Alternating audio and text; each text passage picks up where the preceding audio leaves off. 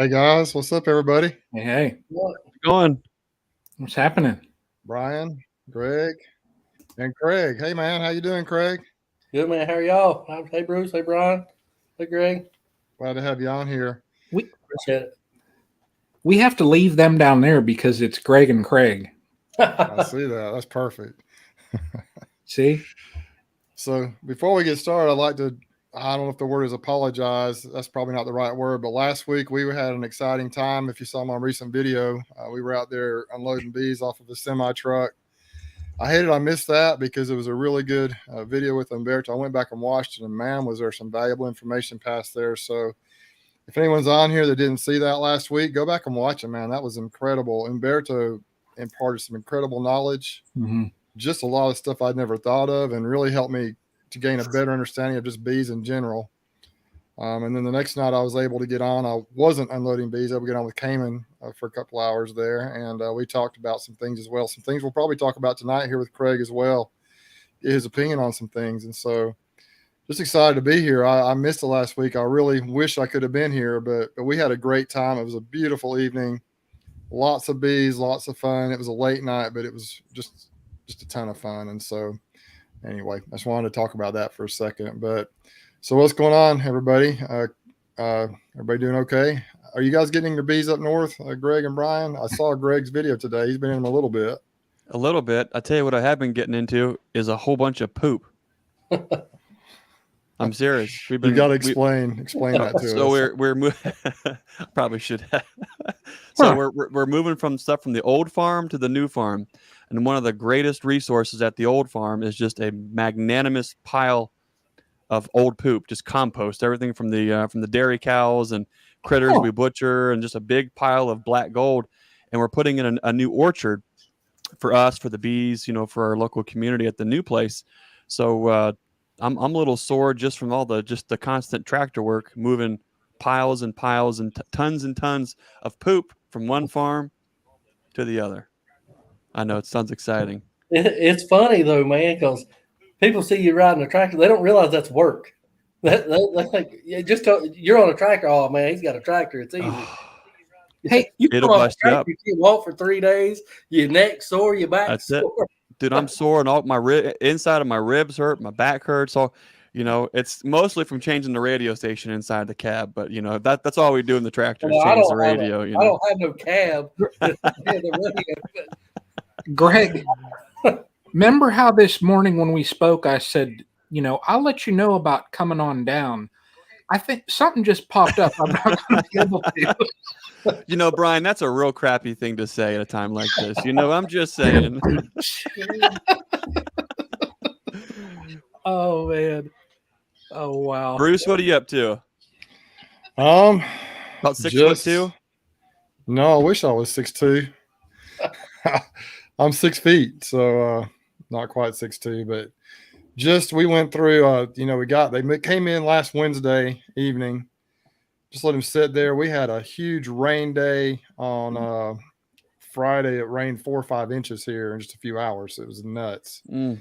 And so the next morning, Saturday morning, I went down there, and I showed at the end of my last video, there's a little bit of a kind of, that's what I saw there. The bees were starting to get out and fly. It was a little chilly by our standards. When I say chilly, I always have to do that tongue in cheek because I know you guys, I mean, like 50 degrees to you is like let's walk on the beach type of a day. And so the bees were just starting to fly a little bit. But that afternoon I went out there. I had some stuff I got to do. I had a funeral I attended that morning, late morning, and started breaking into them, and a lot of bees out there.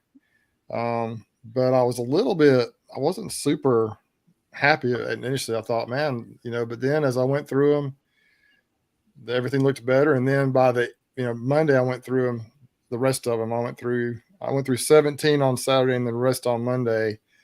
I'm still tired. Yeah. But they are looking really good. The ones, I guess I went through all the ones that were mediocre the first day, because the second day they were all just booming. And so I gave them some space. Going to let them kind of get established a little bit, and then we'll maybe start trying to knock out some splits here in then about 2 or 3 weeks. I'm hoping to get some queens from Jose to do that with. I'm just trying to bide my time. Well, if we don't, we'll just get some cells from here somewhere around here. But I want to use those queens and see how they do. So I guess the next question is, Craig, tell us a little bit about yourself. Tell us a little bit about your story in beekeeping and kind of what you've been up to. Well, we've been up to a lot of work, but around 1996, I was sitting in the living room with my family, and I'm not sure if you guys are familiar with Dr. Keith Delaplane, the University of Georgia. He did a series back 95, 96. I don't remember if it was new when I saw it or not, but I watched it. It was called a year in the life of an apiary, and it was on YouTube for several years. And it's very good. I watched it and I was hooked immediately. Hooked, done. I was going to be a beekeeper. I had to get bees, and I was 11 or 12 years old at the time, and I didn't have any money, and I told my mom and dad about it. I said I want a beehive, and they were like, "No, that's a bad idea." And well, I bugged my uncle about it, and I was like, "I really want this beehive." Well, my uncle went and bought me a beehive and didn't ask my parents. He just kind of brought it to the house, and it was like, "Here you go." It didn't have any bees, so I had this beehive and no bees for about, I guess, 6 or 8 months, and there was a beekeeper up the street, and every day we'd pass his house going to school, and I'd beg my mom to stop. I'd like, "Stop, just take me in there and let me." And we didn't know the guy. And I was like, "Just let me go talk to him, take me in there." And finally, she had heard enough of it, and she pulled me in there, and she said, "You got 5 minutes." And I talked to the gentleman, and he was very receptive. His name was Moon Mullins. He was a master beekeeper for North Carolina, and he was all about getting me some bees. So he called a swarm and brought me the swarm and helped me set up that first colony. And of course, it later died because I had no clue what I was doing. And then he died shortly thereafter.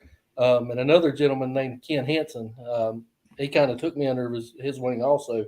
He ran about 70 colonies at the time. And honestly, I was, in school and didn't pay bees as much attention as I should, but I was still learning. They would take me to the bee meetings, and, they took me to the class. I actually got certified, by them taking me to the class by the Beekeepers Association. And it was a lot of fun, and I've had bees ever since.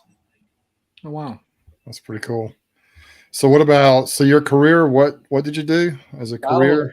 I was in law enforcement for 22 and a half years and retired in 2018.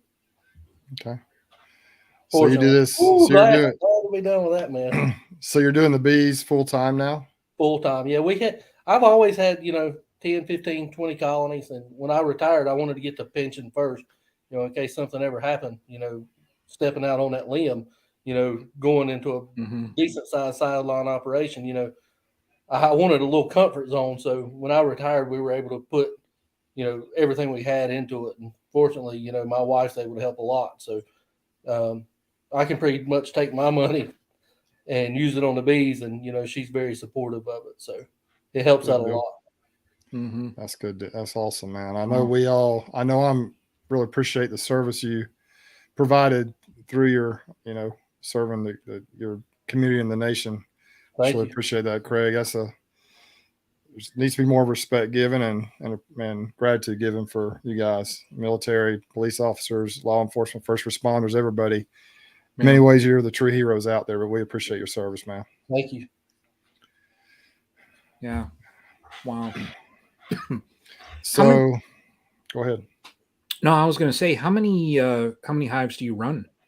We run around 100. You guys know any given time it could be 95. It could be 96, 90. Before you get back to them, you don't really ever know exactly what your count is. I mean, but we try to keep around 100. Oh wow. Okay. And we're wanting to go to 500, so that's where we're headed. Wow. Hey, you won't be sideliner very much longer. Well, I know a lot about bees, and the bees teach me every day. I know very little about bees, but I really know nothing about being a commercial beekeeper. We were barely pulling this sideline thing operation off, but it'll be a few years before I'm ready to take that step, because I'm a firm believer you got to grow with your operation. If you don't, it can spell disaster. You got to grow with your bees, and we're not going to borrow any money from a bank or anything like that. It's all going to be paid for up front before we grow, and we're not going to be in any debt to do it. So it's going to be, 10 more years probably before we get to that number, but that's our goal. Wow. That's a smart way to go about it, is try to grow with the bees there. And if you do want to take a little extra risk to grow at a faster rate, then do it out of pocket and not be paying interest on it, especially if it goes south, because that tends to happen to a lot of us who try to grow a little too quick. Is you end I've up done it. Every year I try to grow quicker than I'm ready for. I'll make splits too small, and I'll try to push the bees farther than they're going to allow it. And every year it kind of bites me, and I have to go back and say, I knew better. We get humble. We get humble every single year, don't we? And every single year it just reminds me how much I don't know.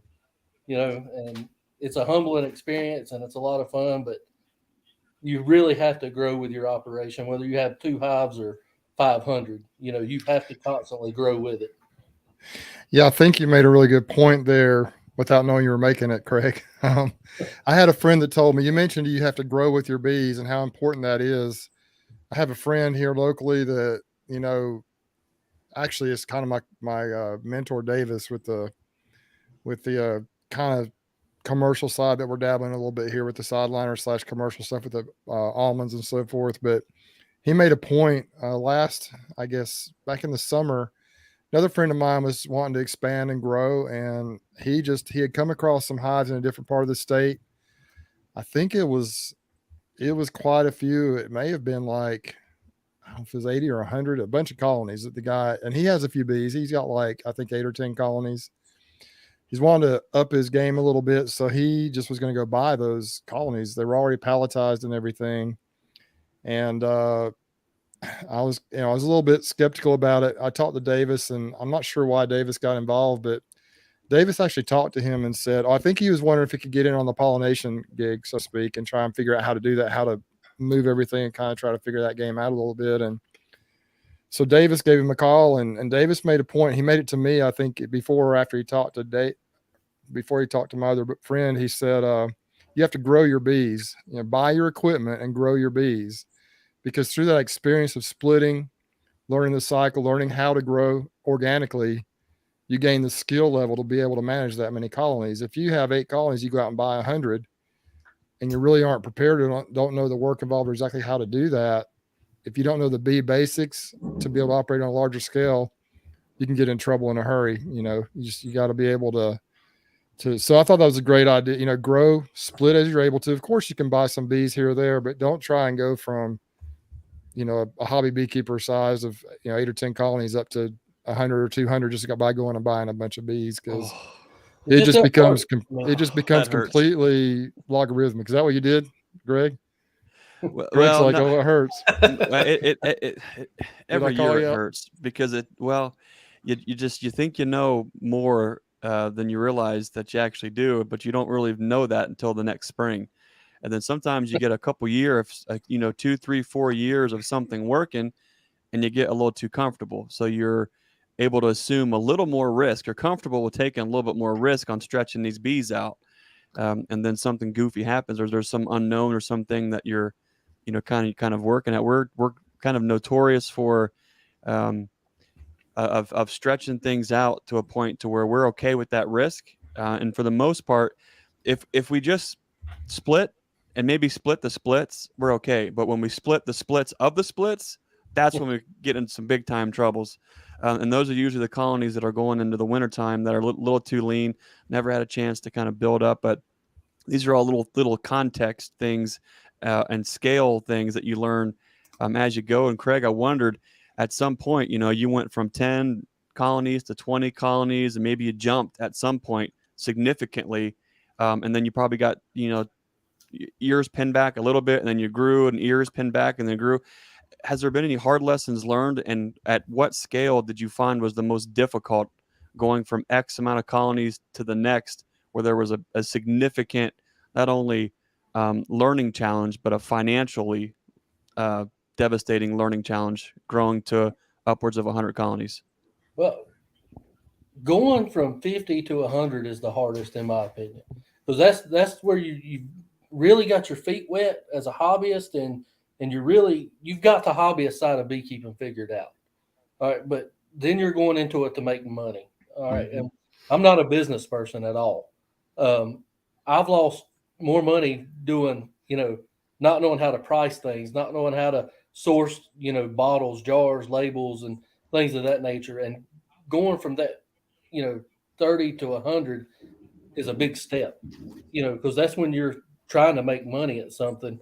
And you may have the bee part figured out. Yeah, okay, I can keep my bees alive most of the time and overwinter them and, get my mites under control and all this stuff. But if you don't know the aspect of it as far as, how to price your products, what tax is going to be on this certain stuff, or how to source all your equipment, or how to get the most use out of your equipment, then you're really losing money. And that's the biggest pitfall. And as far as learning the bees, people don't realize that just because one bee yard's a certain way, another bee yard 5 miles away is totally different. Yeah. Just because I can keep bees alive in this yard don't mean I can keep bees alive 5 miles down the road.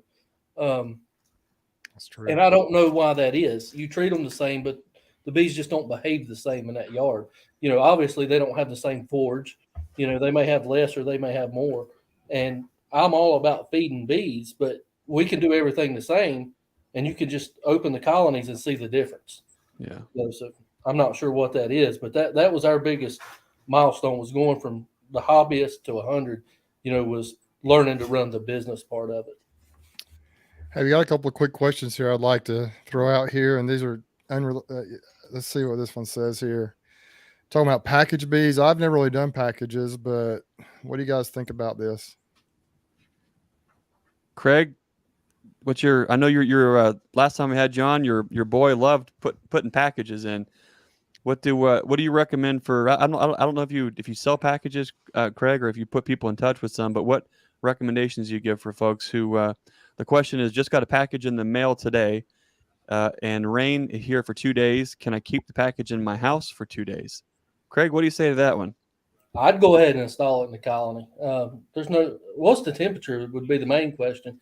Can you get out there? But there's nothing wrong. You take half the frames out, put the queen down in between the frames, so to speak, where she's dangling in between the foundation, dump a softball size, at least, of bees around that queen, and you can open the package up and you can let them crawl out into the colony that way. And that'll prevent you from having to shake the bees in the rain.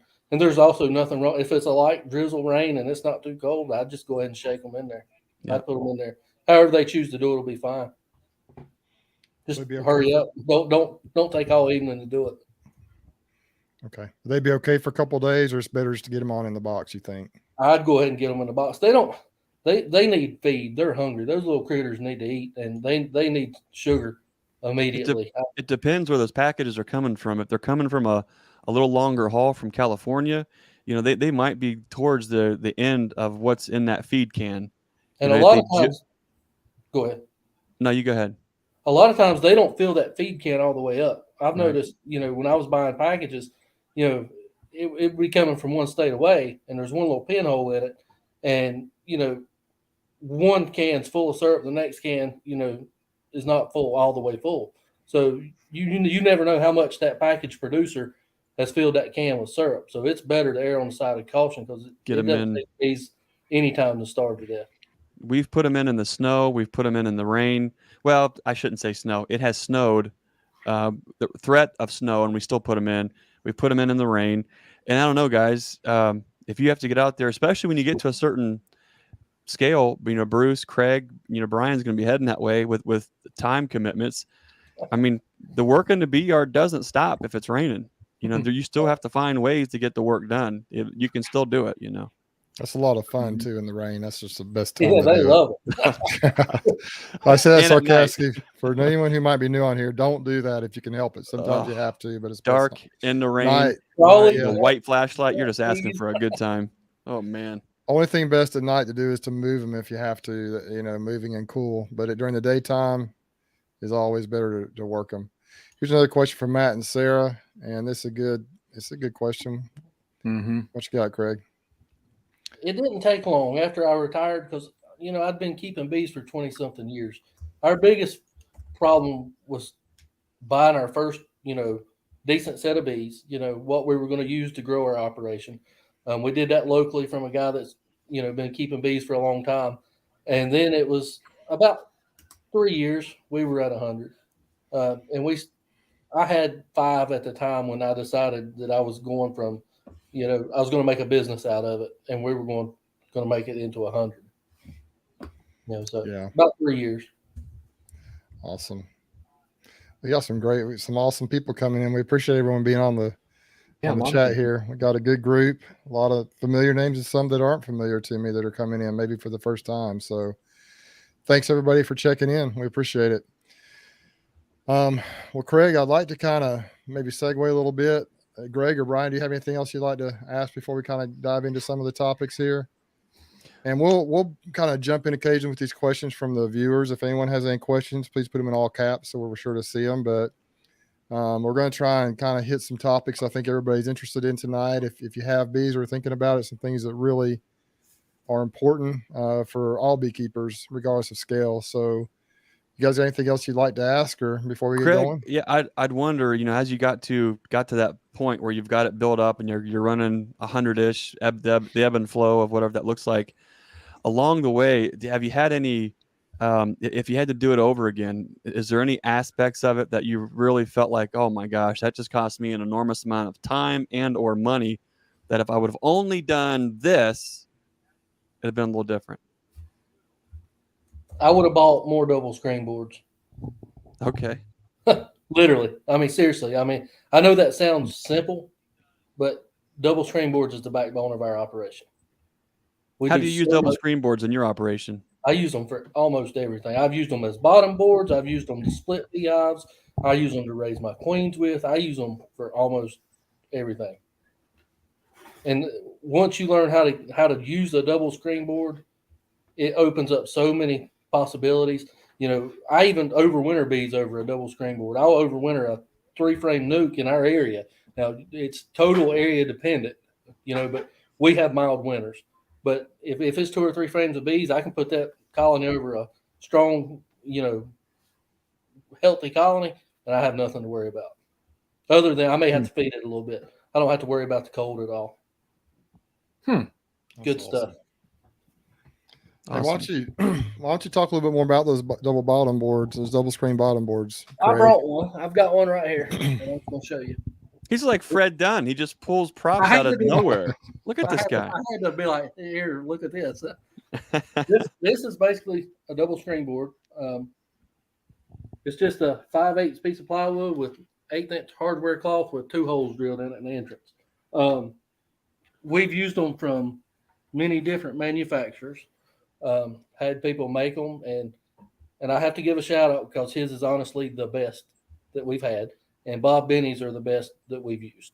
His double screen boards are absolutely phenomenal as far as they even come painted, and they're going to last a long time. We use them for our biggest thing is splitting bees. We'll use it because I can take that double screen board, I can split my colony, put a queen cell in. If it doesn't work out, hey, guess what? I've still split that colony. I bought a little time, because we split right next to when the honey flow happens for us anyway.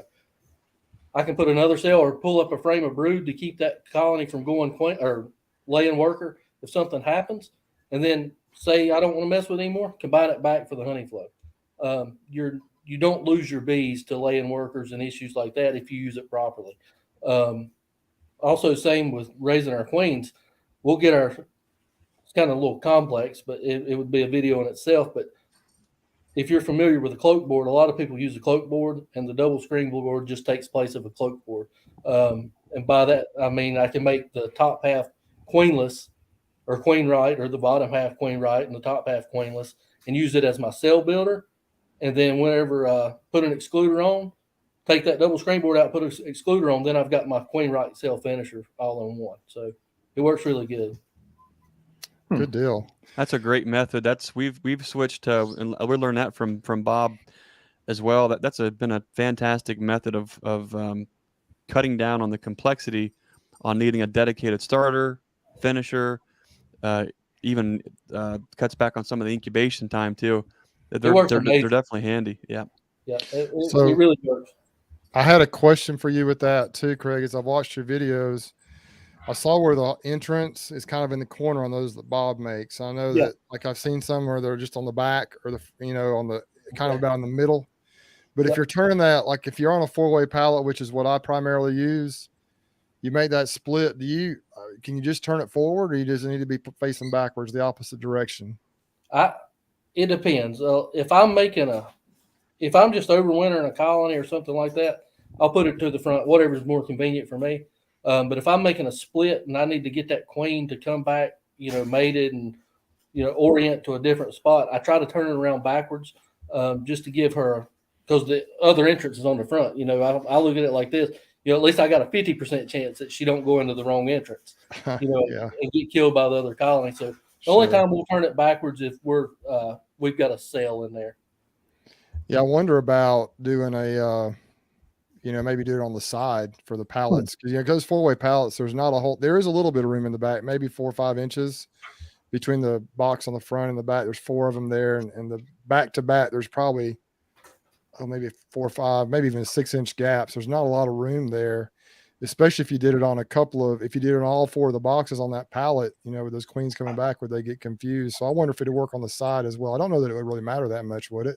It'll work on the side just fine. I mean, if you look in the catalogs, usually a double screen board, if you buy one, has 4 entrances, and Okay. it's like got a screw, but you can open and pivot the door, open or shut, so you can use the entrance you want. We've just never figured we needed it. Now we're looking at going to the 4-way pallets, so that may be something we may end up cutting some different entrances than the ones we have, but there's no issue with it. It's whatever. It seems to work fine on that back entrance, even on 4-ways, because like Bruce said, there's that entrance. Sometimes you look at these dang bees and you're thinking, how many things do we constantly overthink? How much space, the distance that the entrances need to be from themselves. But I know what Bob does is he'll run the entrance towards the rear, especially on singles, doubles. But then if he's overwintering smaller stuff on top, then he'll run those rascals forward, because they're already a couple boxes or at least a deep away.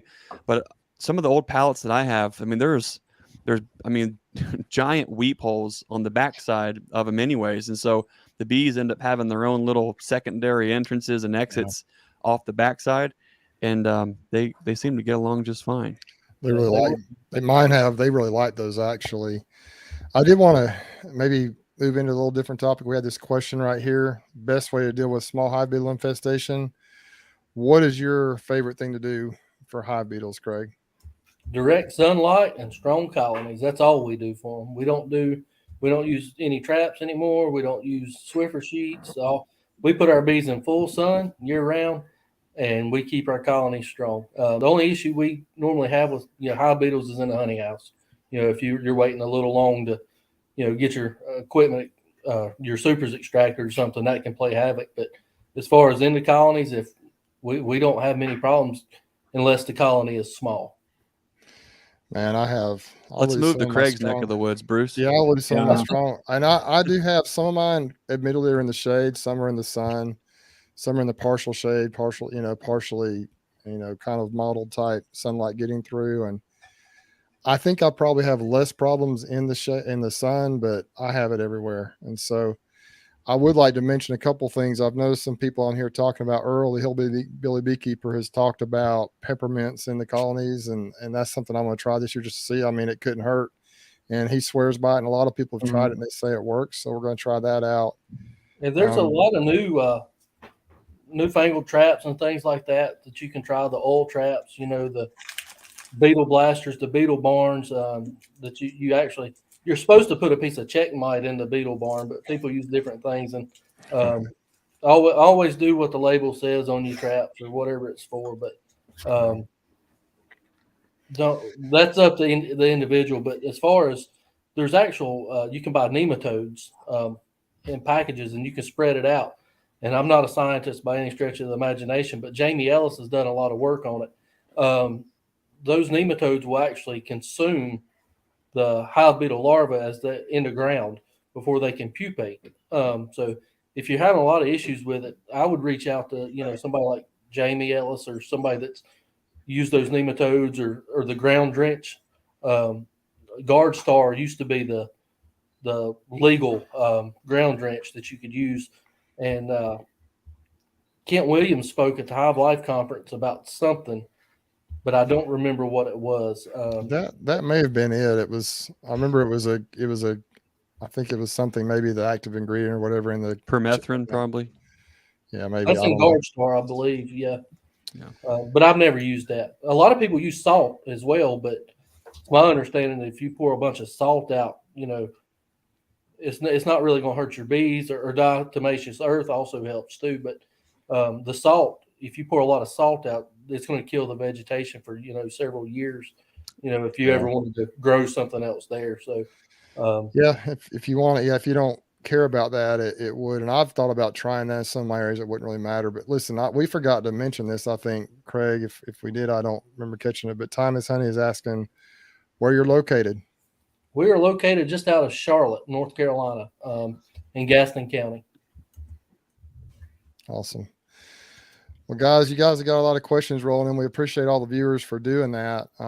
If we miss one, we're not doing that intentionally. So we're gonna try and grab them as we can as we roll through here. Let's see. So, Brian, you got any questions you got, or any comments you'd like to make? Anything you're thinking of? Anything that's what am I thinking of? That's $1 million question. Do we really want to know that is the question? No.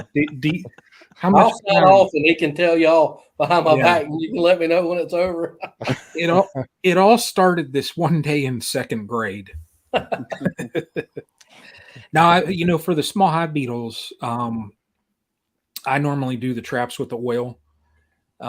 This year, I will say the couple times that I've peaked in mine, that one colony, that poly hive, had some, but they were always corralled up, like they were above the Hive Alive fondant where the bees couldn't get them. So, they're corralling them up. I'll be curious to see like what I find on my next inspection, just because that fondant is out of there. I put the regular top feeder on there and they had some syrup. But there will be no space for them to hide now. So I'll be curious. So we'll find out. But I don't even want to talk about hive beetles anymore. Bruce, Yeah. I think Yeah, we wore this rascal out. I It do hurts. have a question for Bruce, though, on the hive beetles. I noticed you use a lot of plastic frames. Have you noticed the difference between having plastic versus the wood with that little space on the hide? People say that, but when they got beetles, they got beetles. I agree. Yeah. I don't think it. I mean, I haven't noticed a bit of difference. I got a lot of hives that have both in there, and I don't think it. What'll happen is they will actually propolize. Like if you look at the plastic frames along the edges, like the side of the frames where they touch on the sides, this is a little for the bee space. There's like a little gap all the way down the frame, and what they'll do is obviously where the frames are touching, the beetles, they won't go in there, but they can go in underneath. But the bees will propolize that gap, or sometimes they'll just build wax around there and make extra cells out of it. And so I have not noticed a big difference. There may be a little bit, but it's not. If you got an infestation, you got an infestation. It is what it is. Bruce, So- what kind of soil do you have? It's a mix. We have a lot of, I'm not even sure. I know we got some sandy soil, but a lot of it's just good topsoil. We got It is. clay down about, you've heard of Alabama clay, or that red clay we have down here here in South Alabama and over in Georgia. It's just really hard, but it's down like 8 inches to a foot below the surface. So I don't know if y'all have that there in Craig in North Carolina. The or clay not. is? We have clay. Yeah. We've got that red. Ours is red, boy. It's like it's Mhm. almost like a crayon when you get it on your clothes. It's crazy. when I was working outside of Charlotte a couple years back, when my kids were coming down for like 3 weeks in the summer, and I told them, I said, get ready for the red dirt. They were like, what are you talking about? They were like, dirt's black. I said, not down here. I know. I said, No, the Just dirt wait. here, yeah, it's kind of a gray or just kind of a brown. It's not really. it's not that black, rich stuff you guys have up there. It's not like that, but it's good. It grows. You know, they grow a lot of peanuts and cotton and stuff around here. And like this time of the year, they're starting to plow the fields in. In the wintertime, they'll plant rye, I guess, to replenish the, you know, the nitrogen in the soil. They'll plant some wild mustard. You'll see that sometimes. They may do that up around where you're at, Craig. I don't know if you have peanuts and cotton and stuff up there or not, but Not very much, no. but they'll plant stuff in the wintertime to, as soon as the crops come out, lots of times they'll go and they'll plow those fields up and plant different things to replenish some of the nutrients. And they do some rotation of crops down here. It's pretty interesting. Here's a, let's see right here. Here is a good question from someone. Looks like Nathaniel was in the same profession as you, Craig, and it's a quick question, great question for you. Hey, Bruce, you want to read that question in case folks are listening back later and can't see the screen? Yeah, coming from the same profession and trying to make the transition when the time comes, what is the best way and timing to start transitioning to sideline beekeeping? Now's the best time. Start buying equipment, even if it's one box at a time. You know, buy what you can buy when you can afford it, and start building your numbers now to the point where you can. I mean, obviously, if you've got a full-time job, you have to work your job, but build what you can build and still make time for your family and your work. And then nothing wrong with, you know, as you can afford it, buy a box, buy a deep. You know, that way, the more equipment you can buy and pay for now, the better off you're going to be in 10 years. And a lot of things people don't realize is your work-life balance. There has to be some give and take, because if you're starting this, people do not realize how much time it actually consumes, and I didn't. And you have family obligations you have to meet. You still have birthday parties and all this other stuff, and you need to go on vacation. You need to take a week off from bees and just say, you know what, whatever happens to them, happens to them. I'm going on vacation for a week or two, and they'll be there when I get back. You know what I've noticed? As stressed as I get about the bees, when we go on vacation or leave for a few days, I come back and they're still working. They're still flying in and out, and they're still doing their thing. So I think, oh my gosh, I got to do this and do that. But they probably do better when I'm not messing with them, honestly. I'd like to give a shout out here to Steve Chubb. Thanks for the $20 super sticker. I really appreciate that, Steve. That's awesome. It really helps out the channel. You know, we put a lot of work into this, and you know, especially, you know, all of us getting together, all four of us tonight. I lost one. He's out. See that? One's down. He's done. But we really appreciate that, Steve, and everyone that watches these videos, all of our videos. I did want to give a shout out to Craig and his channel. Craig, you haven't been doing your channel all that long, have you? It's kind of a new channel on YouTube. 6 or 7 months, something like that. So this is one thing I've noticed. I met you at the Hive Life conference. I didn't, honestly, before that, I wasn't sure who you were. I think you had actually messaged me a few times or contacted me via Messenger, but I didn't put a name. About a bottler, the Maxent bottler. We were buying some of those, and you were very great to answer my questions.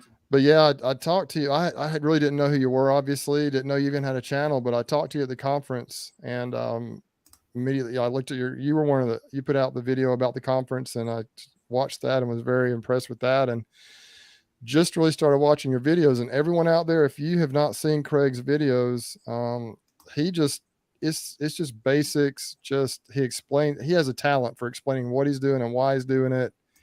Makes a lot of sense because of him. You know, him and probably Mike Berry are the two that I've really watched that talk about double screen boards, and they really have me interested in doing that. But you know, you really do a great job of explaining every little thing, showing the things I think that people care about.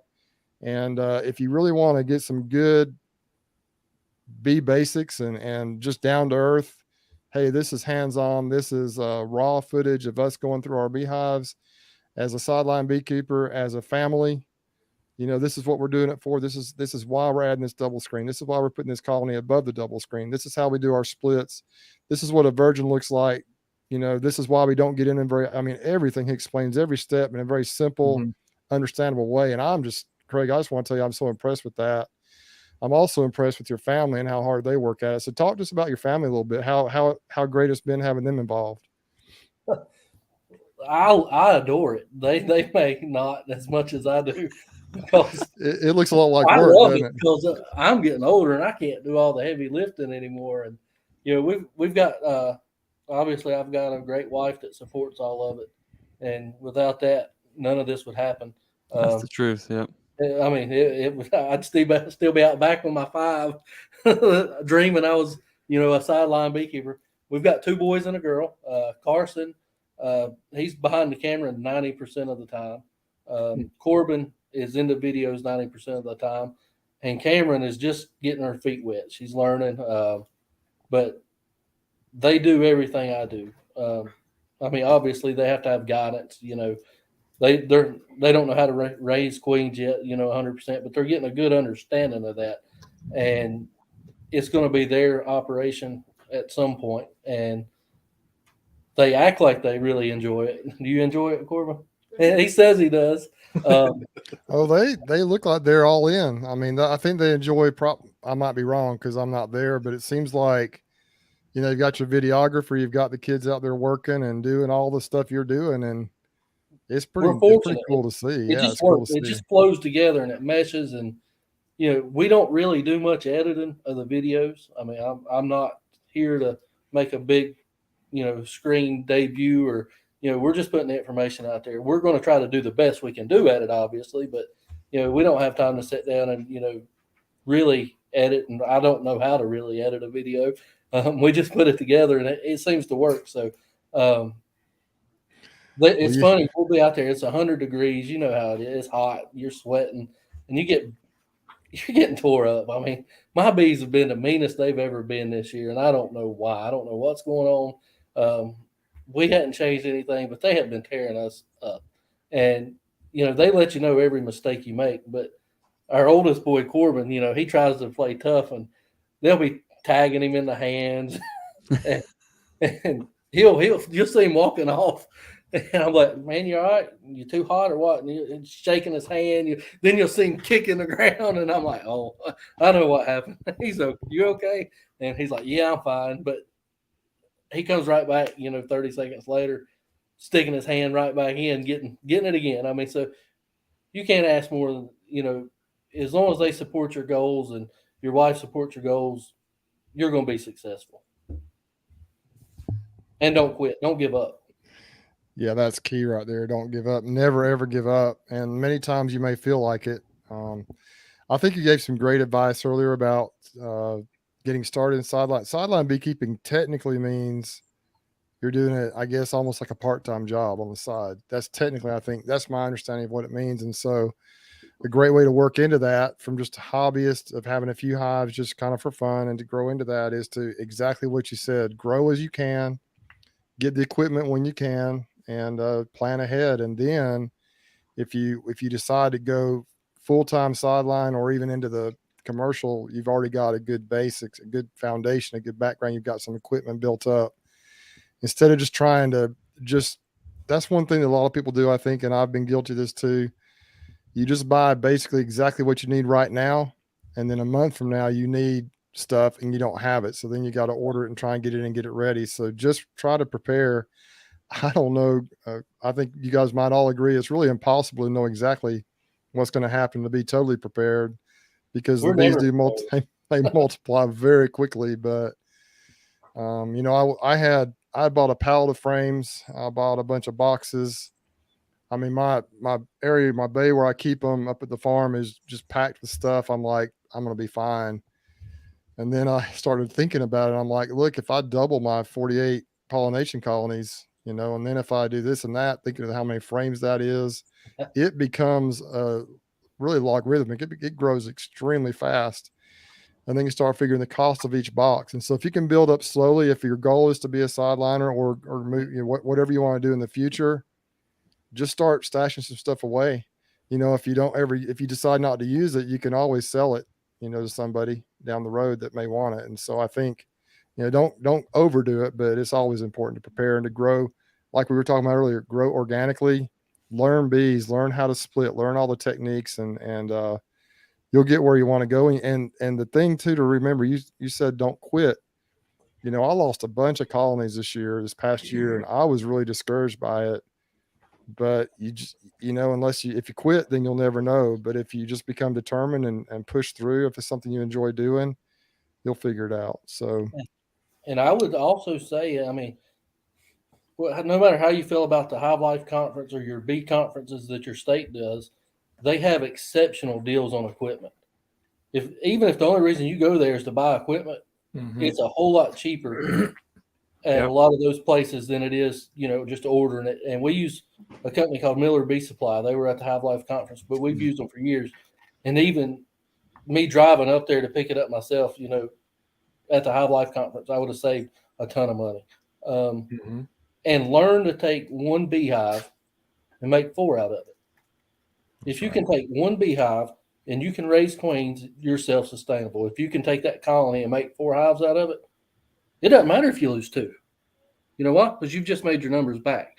You're going to lose bees. We all lose bees. I lose bees, But if you can learn how to grow bees, you'll be successful. What do you think about this, Craig? This question is, and it's one that I hear a lot out there. I hear people talking about pesticides and different sprays. Here's the question: does anyone talk about pesticides killing the bees? I live around a lot of farmland. So what do you think? What have you found with that? Obviously, we know pesticides will kill bees. I don't live right near a bunch of farms or anything like that. We're rural, but we don't have a lot of farmland around us. But the biggest advice I can give you if you do that, if you live near farms, your county extension agency or your state bee association, you can register on that association to where if they're going to spray, they have to contact you within 24 to 48 hours before they spray. That's a legal, legitimate spray. But nobody can control what, the farmer decides to do on his own. If he decides to violate that and just go out and spray, there's recourses available, but you're going to have to prove that he's the one that actually sprayed the pesticide and that it's actually what killed the colony. Is that kind of what he was asking? I think so. I'll tell you this from my experience. There is farmland everywhere. As a matter of fact, I try to get my bees as close to cotton as I can later in the summer because our honey is over by mid-June, late June. And so it's really a dearth from about the end of June through September, late August, September, when everything kicks in. If we have a decent fall flow, there's nothing. And that cotton kicks in about mid-July to August. And it just, the bees do great on that. And so, there's always that big concern, but last couple of years, I put my bees right close to some huge cotton fields and they have just thrived. And there are some sprays that take place. The key, I think, at least with the crops around here, and who knows what may happen in the future, but first of all, the farmers are pretty aware. All the farmers anywhere I have it know it's there. And so they're careful. They try to spray it. If they have to spray, they'll spray at certain times. Many of the cottons and the products that are out there, the crops out there now they don't require as much spray, I think, as they used to. And the biggest thing is when the bees fly through the drift. If you've got a plane spraying or you got a big, huge tractor and it's windy and it blows the spray right onto your bees that are flying through the air, it'll just annihilate the bees. But haven't had a lot of issues. I'll see a few dead bees occasionally in front of the hives, but really as far as a kill off and killing the whole hive, haven't seen a lot of that. And we even have mosquito spray within a few yards of my bees here in town where I have my hobby bee yard back here. And they'll spray for mosquitoes. For a while, they were doing it right in the afternoon when everybody was coming home. All the bees were coming home. And I think the bees that flew through that mosquito spray, the ones got hammered, and it seemed like it was mostly drones for some crazy reason. They'd be laying dead in front of the hive, not very many worker bees, but that's just odd. That was a couple of years ago. Well, most farmers try to do things right. I mean, a lot of your bigger farms even have a pesticide manager that if they're spraying done, he's on site. He's going to be there and make sure it's sprayed within the law so that the EPA can be your best friend or your worst enemy when it comes to, violation of spraying. And whether you like the EPA, you don't like the EPA, we all need to be conscious of what we're spraying when we're spraying because I don't want to kill your bees or your crops or anything like that. So most of these big farms tend to do it right from my experience, and they have on-site managers that do most of the control work as far as how that spray goes. And I think a lot of people, and this is just a theory, and you guys, everybody chime in with whatever you think. And I know, Greg, you're out in a kind of agricultural area as well, but a lot of people, I think, and I hope I'm not opening a can of worms here, but a lot of people, if their bees die, they blame it on pesticides and people spraying Yeah. sprays. And I that's didn't kill my not, bees. that is Somebody not sprayed them. always, that is not always why. I don't think that the bees are going to die off because people are spraying their crops or spraying their fruit trees or whatever. Because I know I've got a friend up in Indiana, Tim Ives, who runs these massive colonies. He's got a totally different approach. It's completely non-traditional, but he does extremely well with it. And it's a triple deep system that he uses. And he just has these monster hives and he does things different, but I think he lives all around all kinds of crops, corn and everything out there that, and his bees just absolutely thrive. And so I do agree that there can be some issues with sprays and, some kill offs with that. But, and I've heard of people who, if you go out to your bee yard and your bees all laying there in a pile of, in front of the hive and they're dead, there's been some type of poison that's happened. I mean, it's just knowledge that happens, but I think that is really extremely rare. I think sometimes it may just be vandalism when that happens. Somebody just comes by and, does it on purpose. But I don't think, unless there's like a chemical plant somewhere nearby and the bees get into it, or something odd that happens, I think that's actually quite rare. That's just my opinion. I could be wrong on that, but I don't think that you lose your bees just because the farmers were spraying or there was spray out there, people spraying their gardens. That's not going to kill off a bunch of beehives. I think it's easy. It makes us, it takes the responsibility off ourselves and the blame off our shoulders if we can just blame whatever boogeyman that we want to about the situation. The fact of the matter is many of us have lost colonies, and a lot of us, at least if we're honest, it's easy to blame big ag. It's easy to blame Monsanto. It's easy to blame GMO this and all these things that we think are the problems. But in the grand scheme of things, think about what it would really take. I mean, you could if you have colonies that are, let's say, I don't know, 3 miles away from a ball field, and the ball field's going in and they're doing things in a weird kind of a timing. Let's just say, for instance, what if they have a 1-gallon jug of Roundup and it has and the gallon's cracked, and they throw it in the trash can, and then the big 50-gallon drum in this trash can is also full of pop syrup and everything else in the world. It's all leaking out in the bottom. Well, guess what? Those bees are going to send a message home.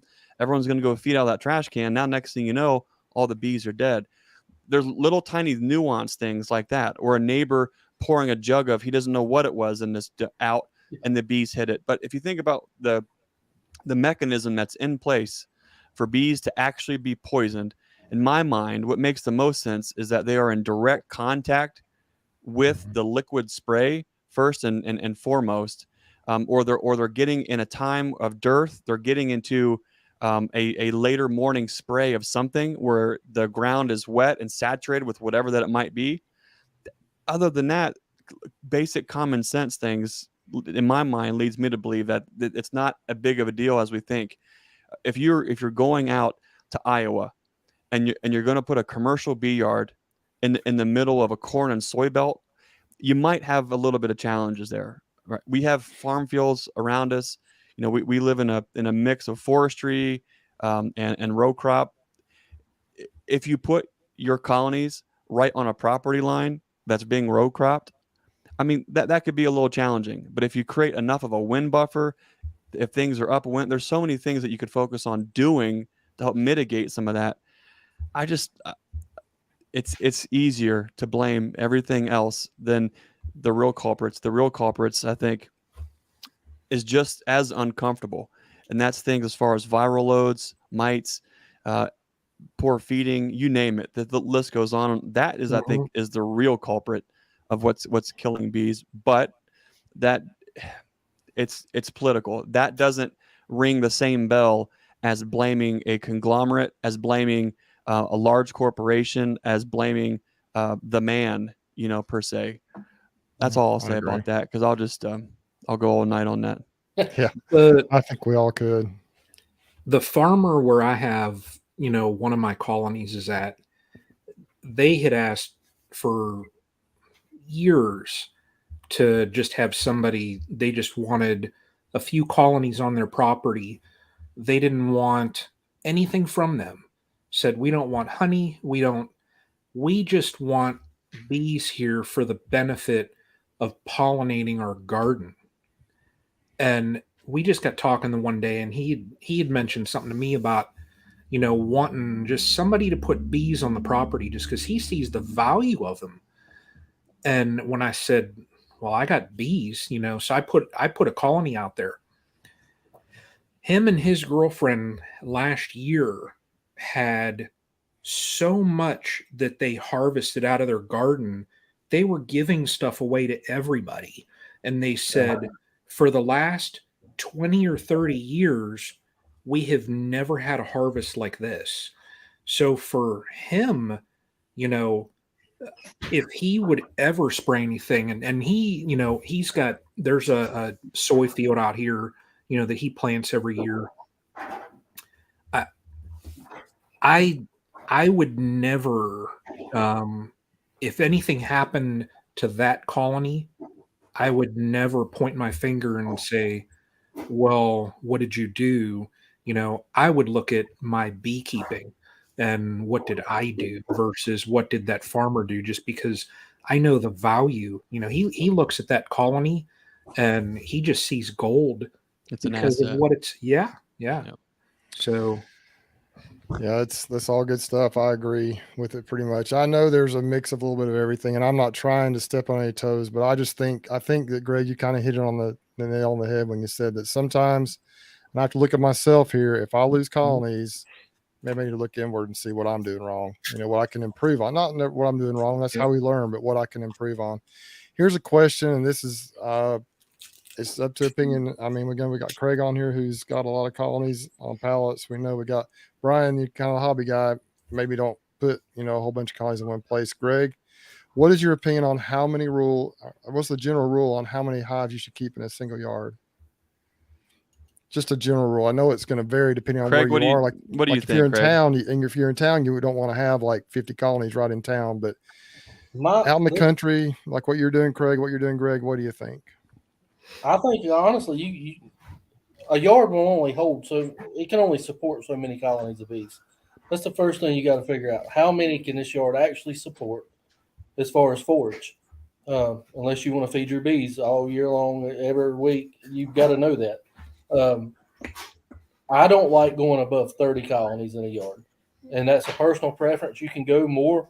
I mean, I've seen yards with 50, 60, 70 colonies in it before, but I don't want to work a yard with 70 colonies in it for the simple fact I don't want to go over 30 because, especially in a dearth, by the time you start working that fifth colony, by the time you get to the 10th, they're starting to rob. You're going to have some robbing behavior start kicking off. And robbing causes me anxiety, and I don't like it. And honestly, we're in our bees a lot, but once that yard starts robbing because you have them overcrowded, it's hard to stop. And you can go back a week later, and those bees are still aggravated and defensive, and still trying to tear you up because your yard's overpopulated. And I think it's because they're overpopulated. Now you can certainly put 50, 60, 70. I mean, the area may support it, but personally, I don't like going over. And when I say colonies, I'm talking about production colonies. That's a big difference. Yeah, I'm not true. talking about nukes. I'm talking about double deeps or big strong colonies. With a lot of mean foraging bees.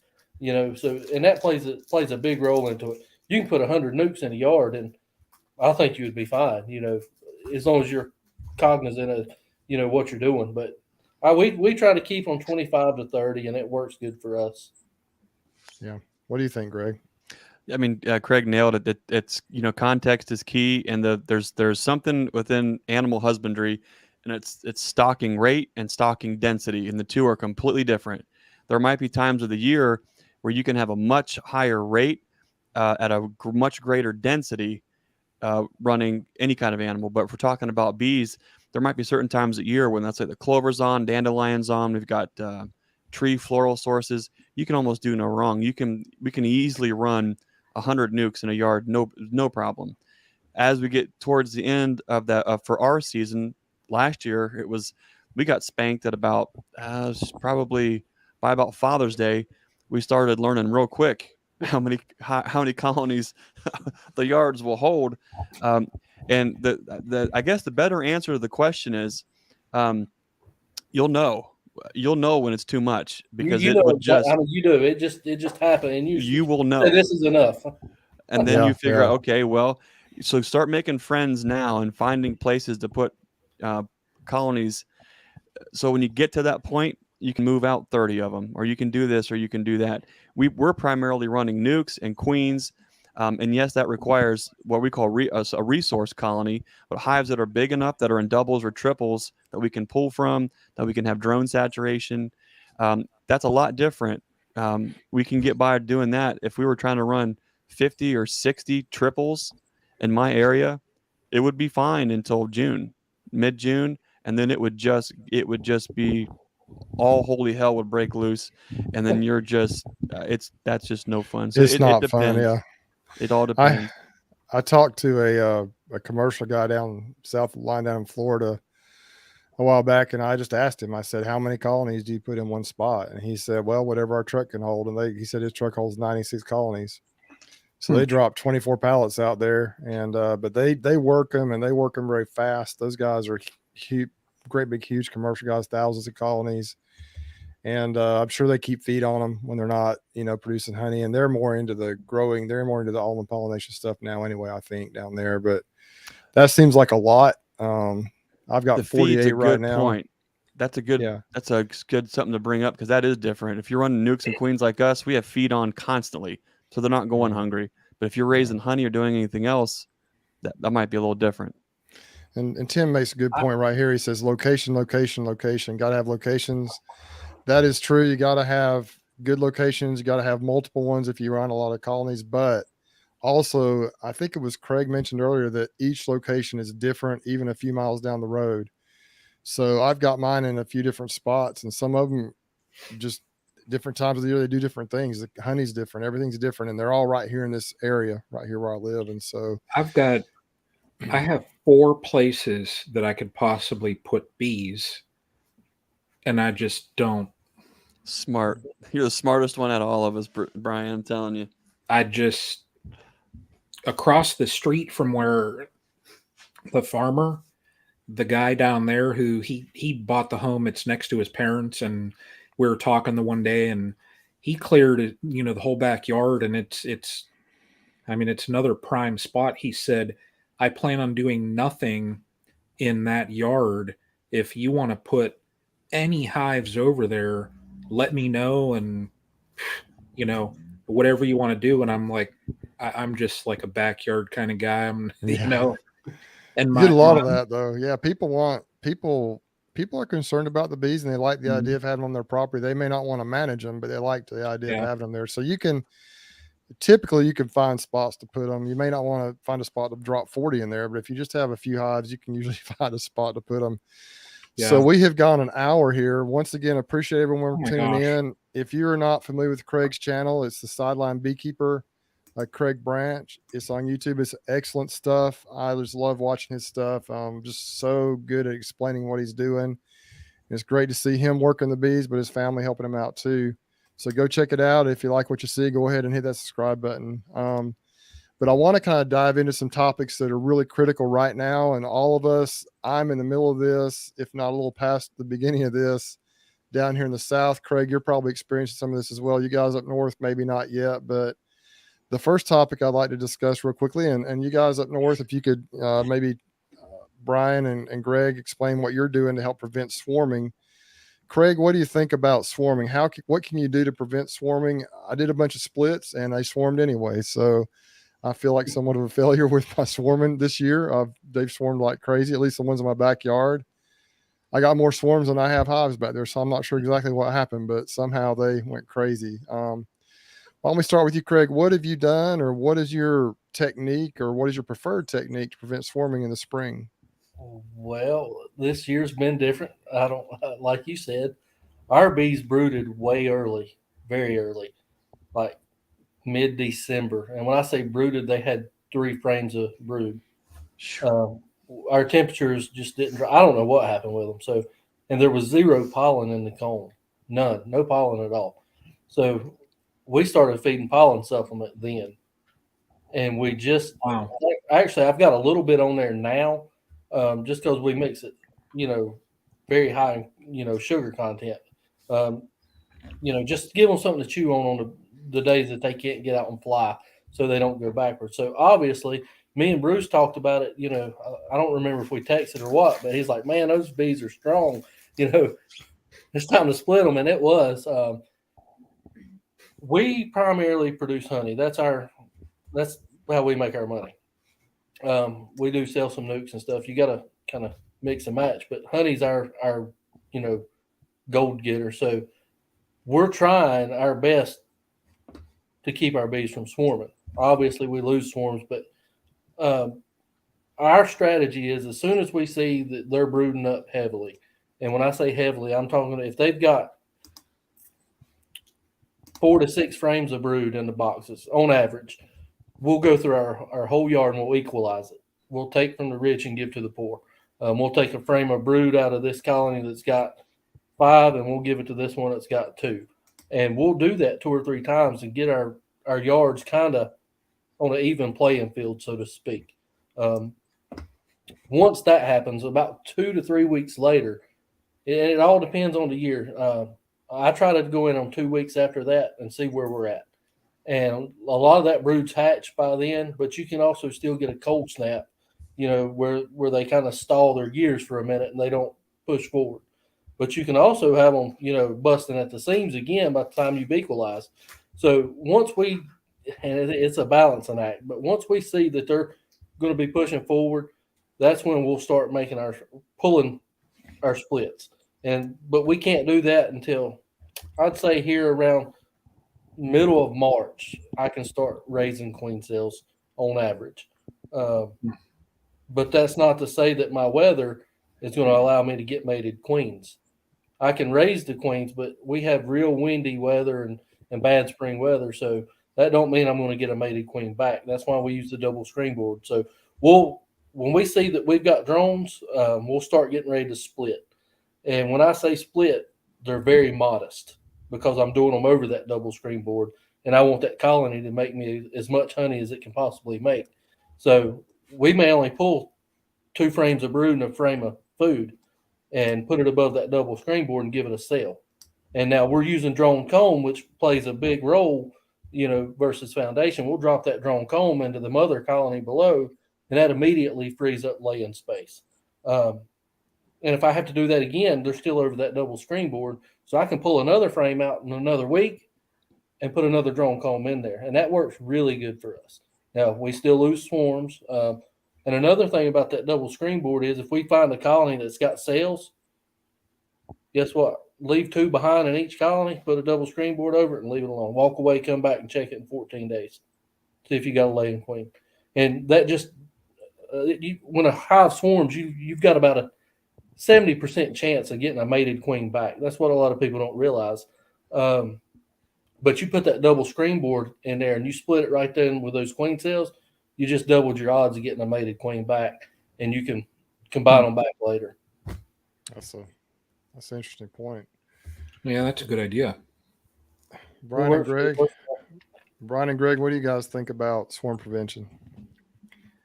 Go ahead, Brian. I know that my hives swarm. I don't really split them down like I should. I'll typically split each colony into 2.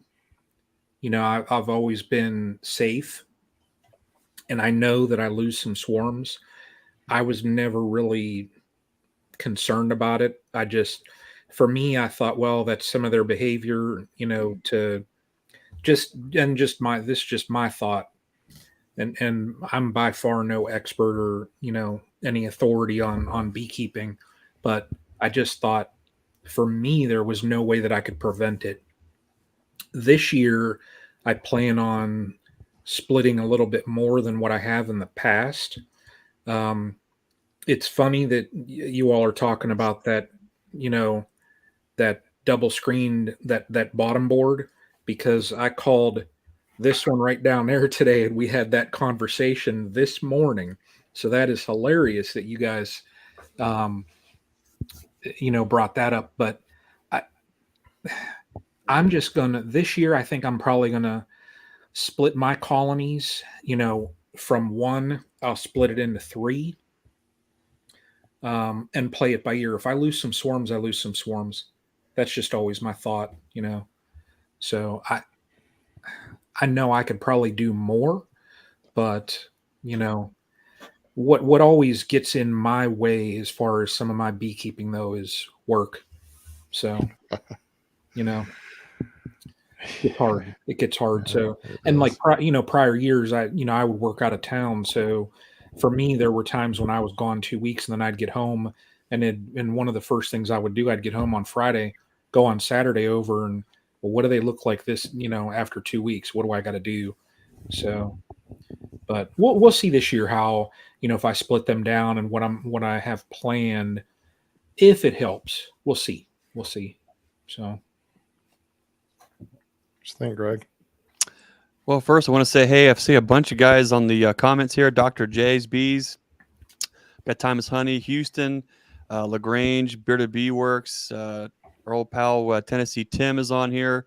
Anel from NKY, Kodiak, Spirit. Just want to say thanks because they're pretty active here in the comments, keeping things moving. I enjoy it. Sometimes if folks are wondering how come they're not answering the question or not responding, if you could see what our screen looks like, you got us up here, and then off to the side you have this blasting of comments going through, and once they go to a certain point, it's really hard to go back up, and then you're thinking, okay, well, the camera's on, so like how much do I want to make myself look like I'm not paying attention to this thing to look at this thing and then go back and forth or go back. So if we're not responding to you personally, it is not personal. It's just a logistical thing to try to stay engaged with all the things. But I just want to let Grammy's Midwife, Suburban Homestead, just let everyone know we appreciate you guys. When it comes to swarms and splits, boy, that is a whole level of magic sorcery that everyone does completely different for a lot of completely different ways. And I know before I open my mouth, I just have to say that. Because sometimes the ideas and our approach can be a little contrary to others, and it's not intentionally contrary, or it's not in a way saying what other folks are doing doesn't work, because it does. Our goal here at Nature's Image Farm is to raise nukes and queens. So if we have colonies that are swarming, we're in trouble. We've done something wrong. We're really, really behind. Yappy, look at Yappy. He's too busy taking notes to comment. What a fun dude Yappy is. We just there. I can remember one year is it's usually when there's just too much going on. And here at the house, I just about had this addition finally done. It's only taken like, I don't know, 7 years, but it's dried in and the siding's mostly on and the porches and all the extra rooms and all this kind of stuff. But it was July 4th, and we had some folks up for fireworks, and when my family comes up to work, or comes to visit, it's a work party. It's a known fact. Brian knows that when anyone comes to visit, bring a hammer, bring your thermos. We're working. Bring donuts. Bring donuts, apple fritters especially. Anyways, we're working on the porch, and all of a sudden, it's about you guys will know what's going to happen.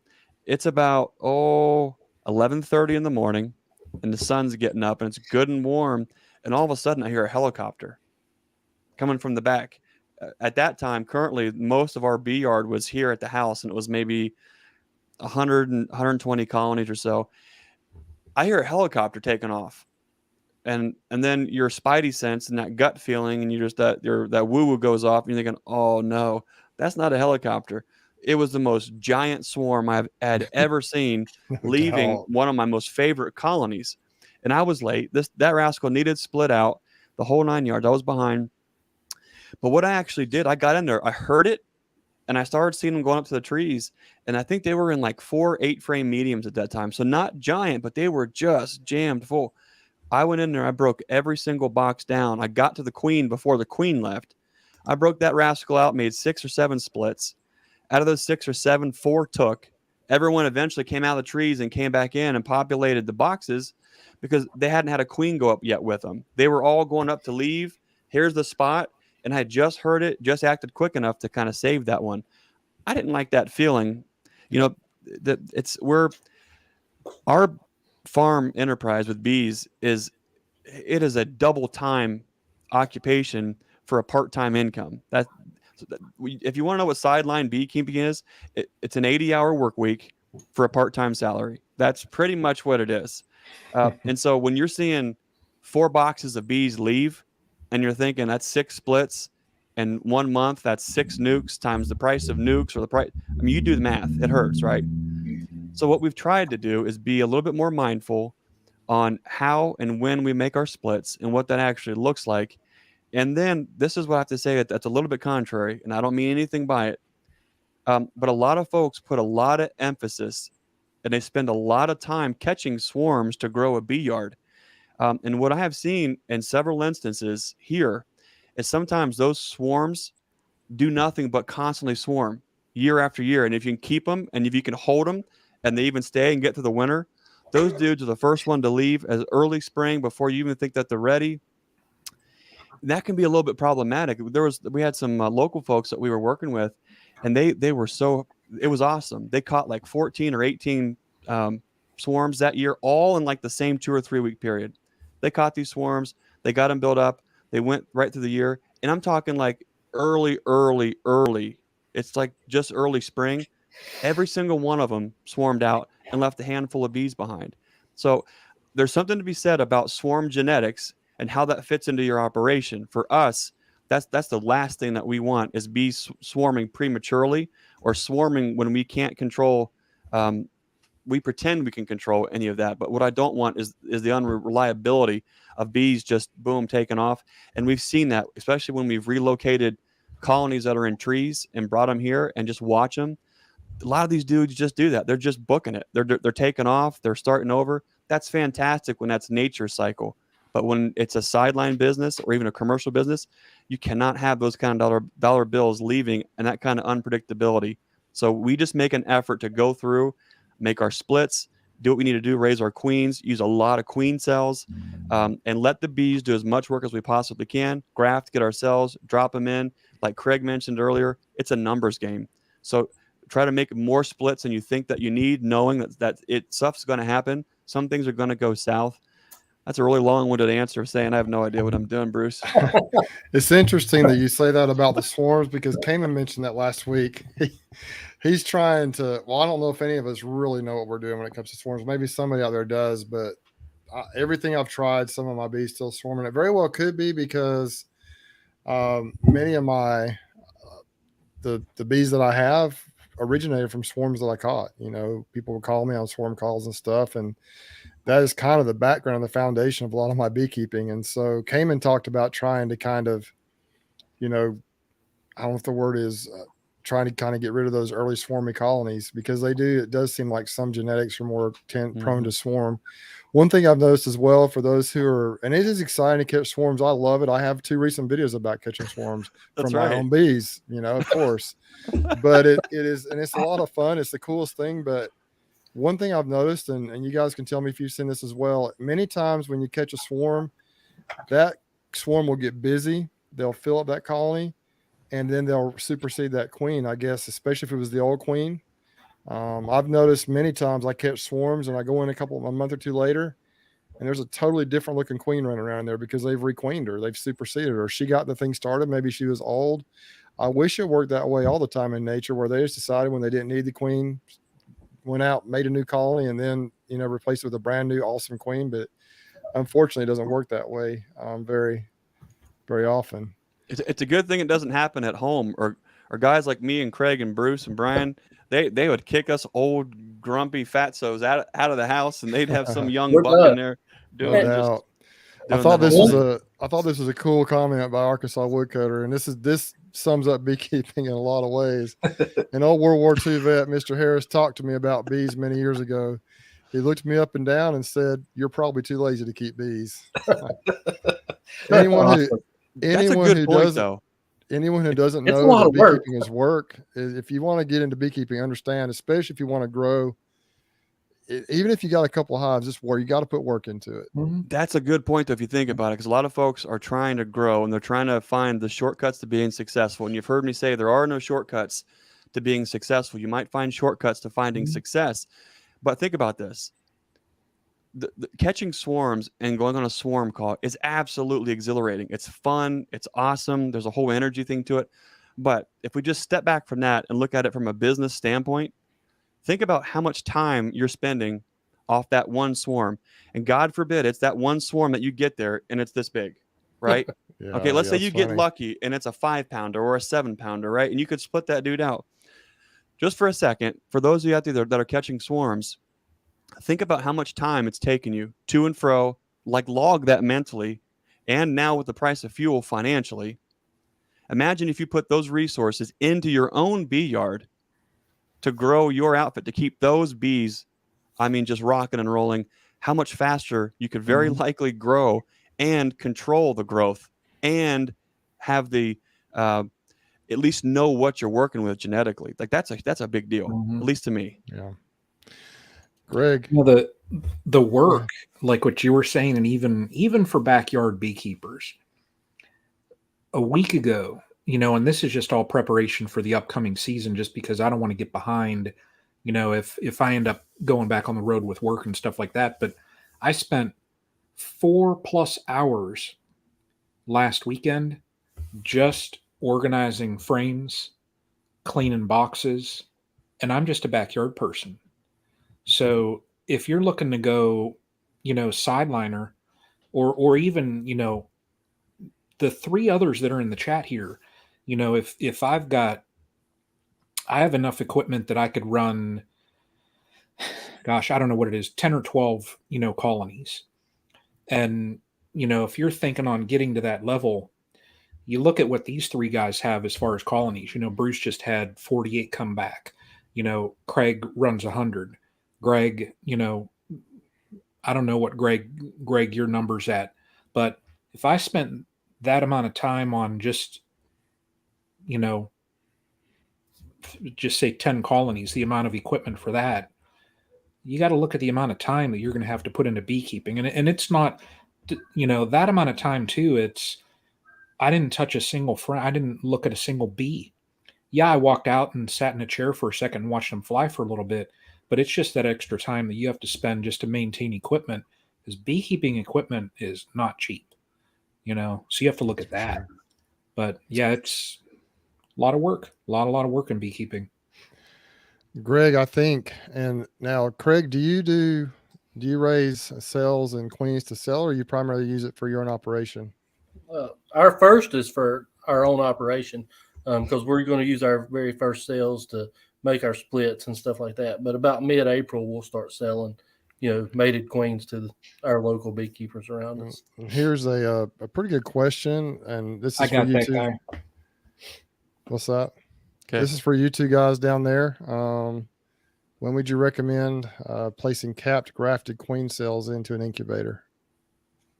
I do it at day 8. That's when it's capped? As soon as they're capped, when I take them out of the finisher, we have good success with that. A lot of times they'll just tear them down. So we take them out at day 8, we put them in our incubator, and I can immediately start using that cell builder again for 2 or 3 more cycles.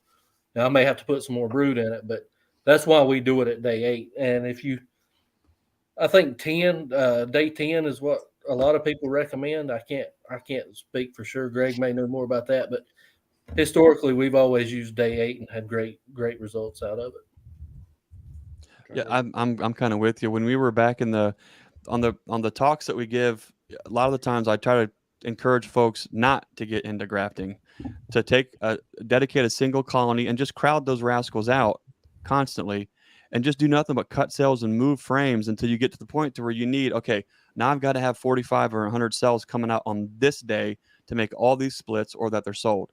When you get to that point, you want to start getting more acquainted with the little nuances with grafting.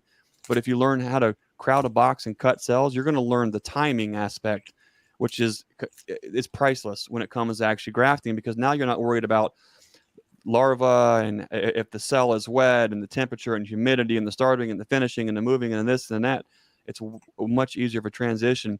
And just like Craig said, some folks are at 10 days, some folks are at 8 days. I've seen them cap at 7 days. A lot depends on temperature, humidity, even the type of bee.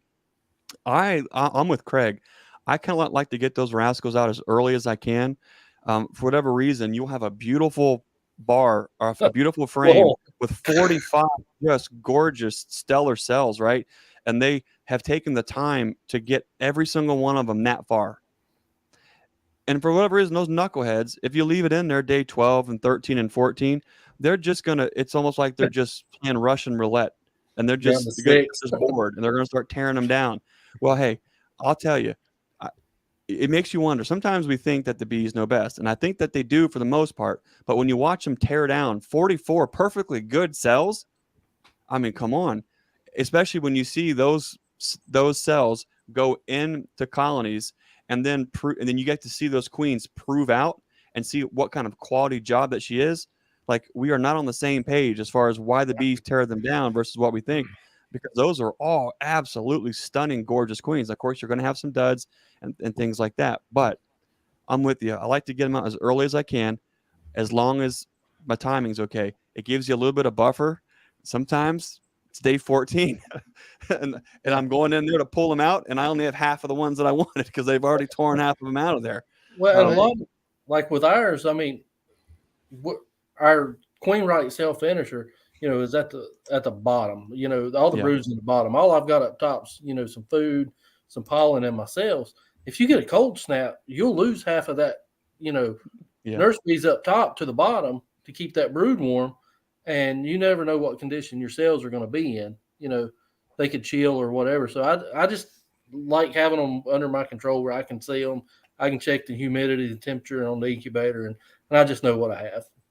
Yeah. So I wonder, Greg, if the reason they do that is because they begin to realize, hey, we don't need 44 cells on these jokers. They probably realize that we don't need this many, is what I'm thinking.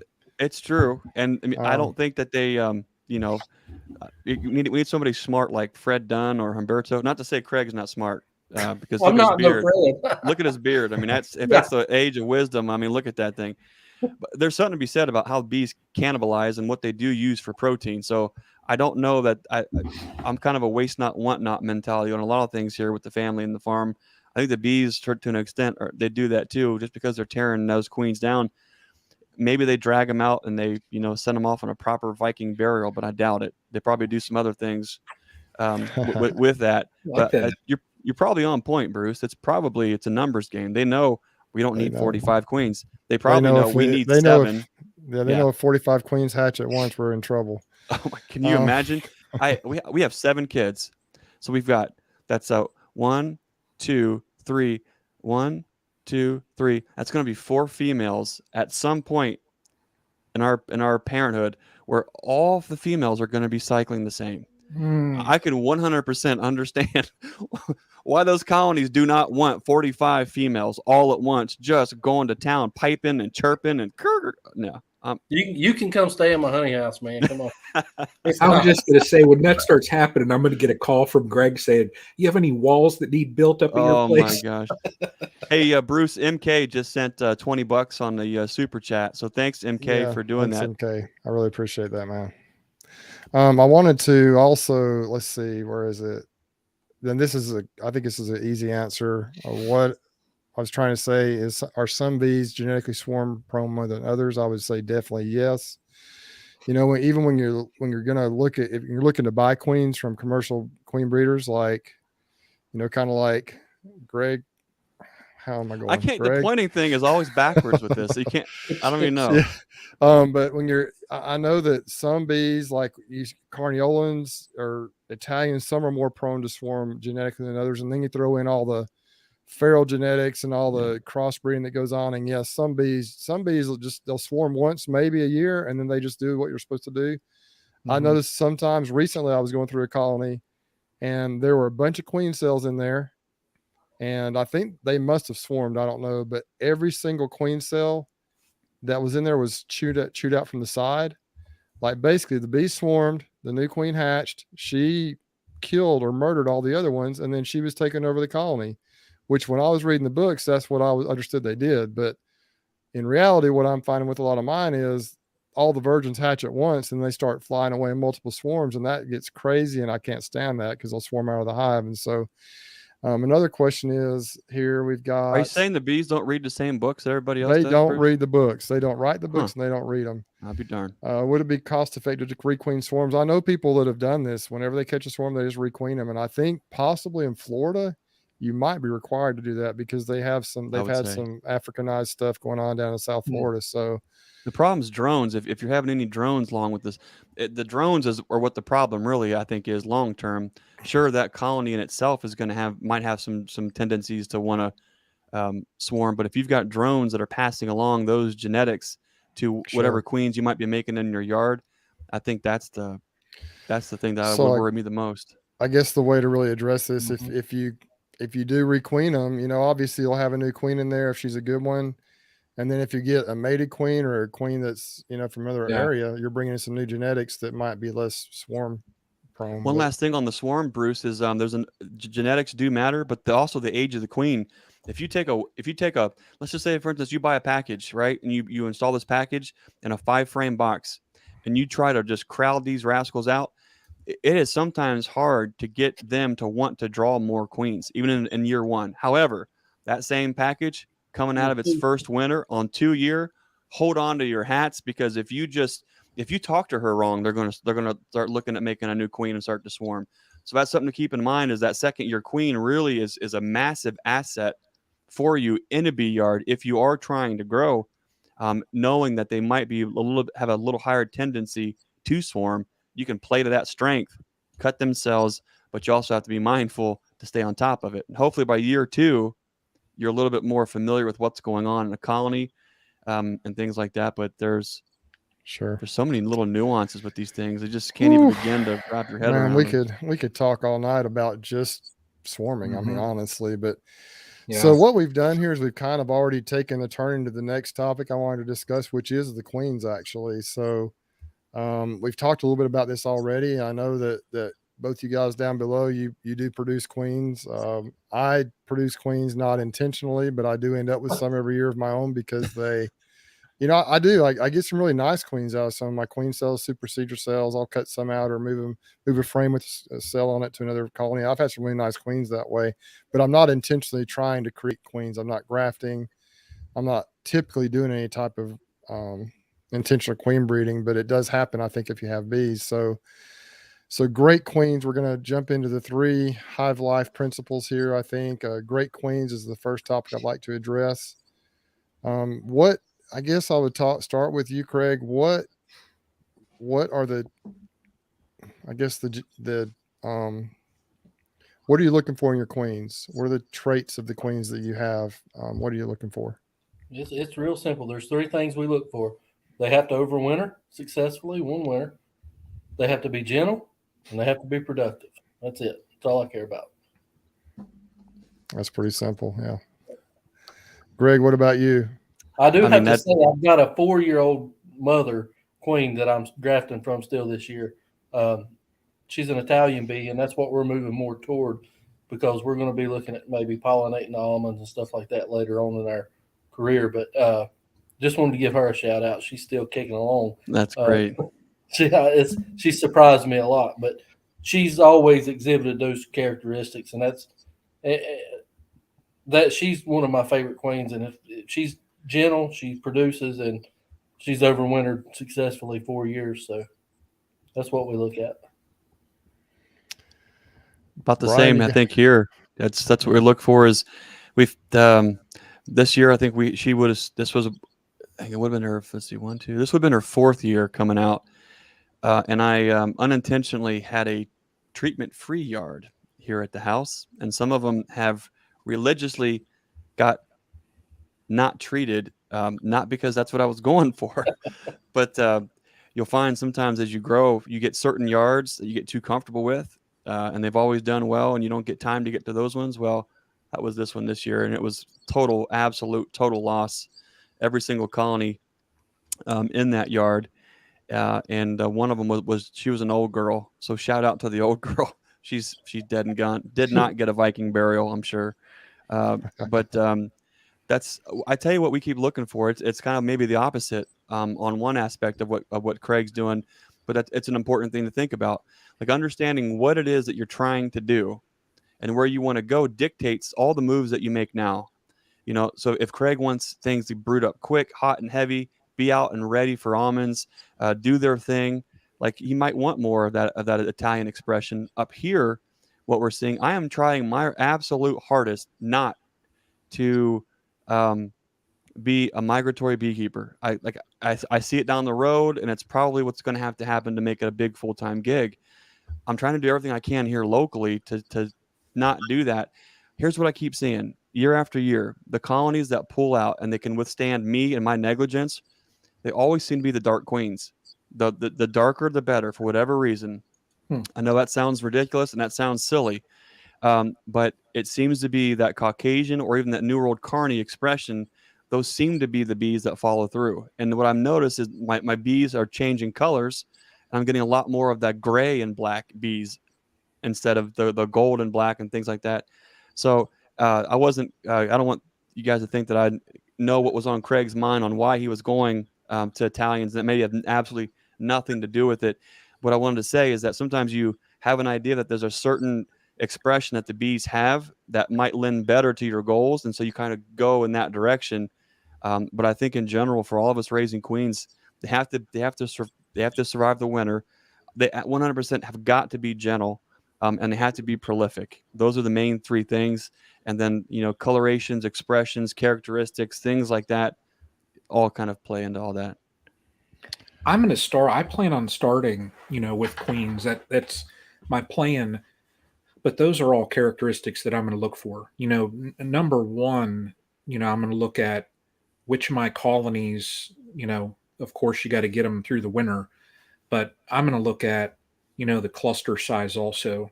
You know, which colonies do I have made it through winter, had that, you know, nice cluster size, gentle also, because I've worked with some nasty colonies and I hate it.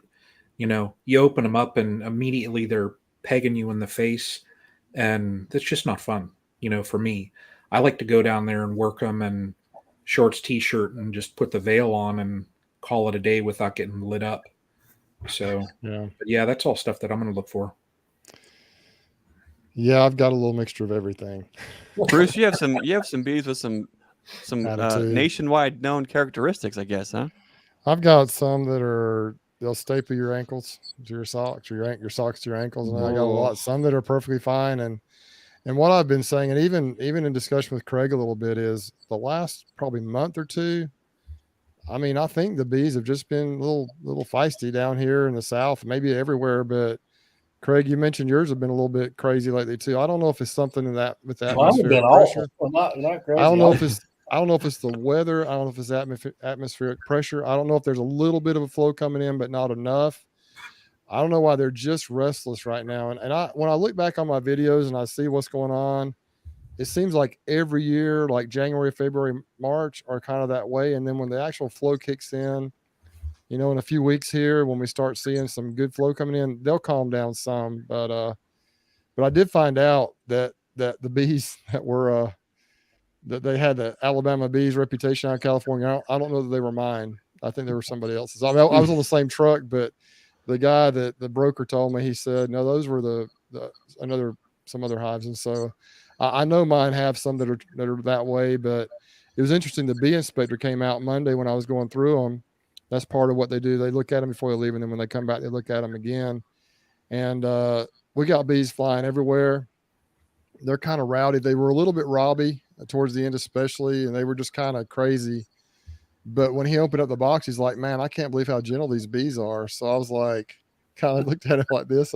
And that the particular hives that he opened up seemed to be pretty calm. And so, maybe the bees down here overall are just a little bit more feisty than they are in other parts of the country. I don't know. I've had some that I've ordered from different queen breeders that were so gentle you could just open them up and not working without anything. But that is the exception to the rule down here for me.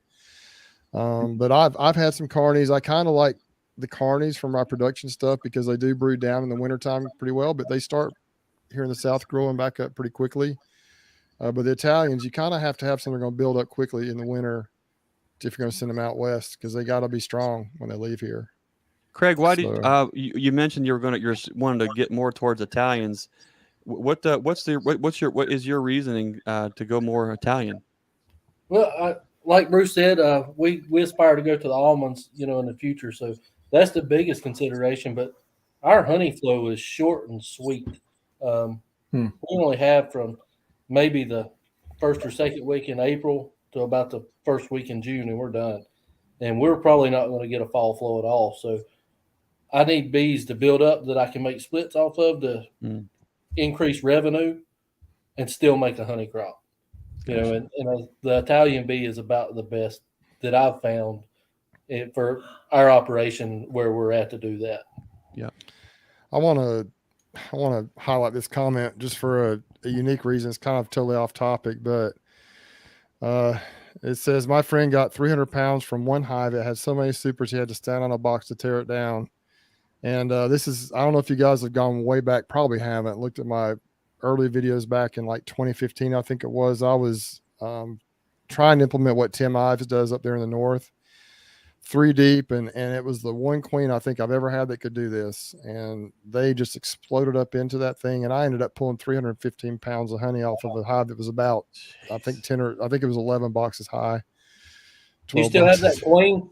No, this is back in 2015. The first year she got, first year 315 pounds. Next year it was 200 pounds, and then she died out the next year. And so, but I tried to duplicate that, and honestly, that's way more difficult. I climb up on a 6-foot ladder to get to the top of them. I've got some old videos back from 2015. They were quite, I didn't know what I was doing on YouTube then. I think I filmed them in vertical format and everything, but they're pretty impressive, and people would be like, there's no way those hives are full of bees. And then I'd say, watch the video, you'll see. And it was unreal how much honey. And that's what Tim does up there in Indiana. But it's just, you just have to have just a whole different level of queen than what I generally have. I've had some that have been pretty strong and pretty stacked up pretty good, but most of them at double deep is about as deep as I want to go. Most of mine are actually mediums, a deep and a medium now for my brood chamber, but I just try to let them grow into whatever they can do and kind of go from there. I don't have a specific, size hive I want to keep them in for my production hives. Now my pollination, you got to keep them a certain size, but anyway, I thought that'd be interesting for y'all. I saw that comment. I thought I'd just discuss that really quick. Bruce, there was one more question in there. I wonder if Craig's tried any. I've got some thoughts on it. Maybe you guys do too. Craig, there was a question way up here. I'm trying to think where it even went. Let's see. I think it was Mr. Bennett, just Jonathan Bennett, was asking about VSH queens. Craig, have you tried any VSH queens? I have not.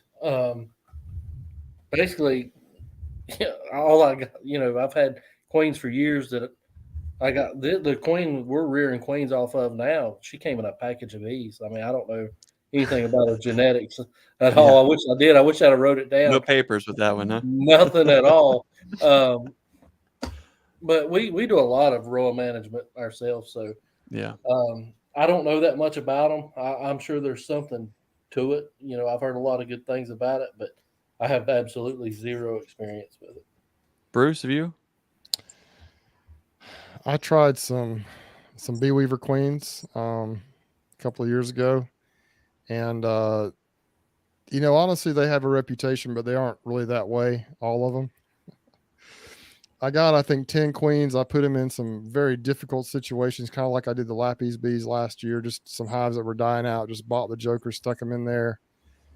And most of them, I couldn't even tell a difference as far as now I don't know about the mite control. I'm sure they did good. They were survivor bees for sure. They were tough, but 2 of them were absolutely off the chain, just mean. Honestly, they were crazy. And the other ones were really, there was no difference that I could see in their attitude from any other bees. I mean, they were fine. One of them got so bad last spring or late last summer, I actually moved them away from my mom's farm. They weren't bad until you cracked them open. They were fine, but as soon as you popped that lid, they were going to chase you until you left. So you wanted to save that hive till last. That was just how that was the strategy I used. So I moved them out to Midland City on the cotton out there, decided they were going to be one of my pollination colonies. And then they just stayed that way, and they never really got big. Like I put them they were in a nuke, and I put them in a double nuke, and they actually, the bee weaver clipped the wings. And so I actually saw them swarming one day, and the queen, I got the queen back up in there. I may have even split them that day. I can't remember if I split her, if she went back up in the hive. I actually did a video on that, but they grew into a double deep nuke. So 10 frames of bees. And then they might have made one deep nuke box full of honey. And that's all they did all year last year. So they were survivors. They were tough, but they never really grew big, that one colony. Now the others, I couldn't really tell the difference in the rest of them. So I moved them out to Midland City, and got them in a deep and a medium, and they never really grew into that very well. I'm like, this is going to be a pollination colony. So I finally, late last August, because I just got tired of them chasing me all over the bee yard. So I got one from Lappy's Bee Supply, put an Italian in there, and they accepted her. I killed that queen, put her, and they just blew up and did really well. So, but VHS, I think they traditionally have that trait, and that they, kind of treatment free down there. But I don't know. At the Hive Life Conference, one of the things I learned is that when you try to breed queens, when you breed for certain things, you might give up their characteristics.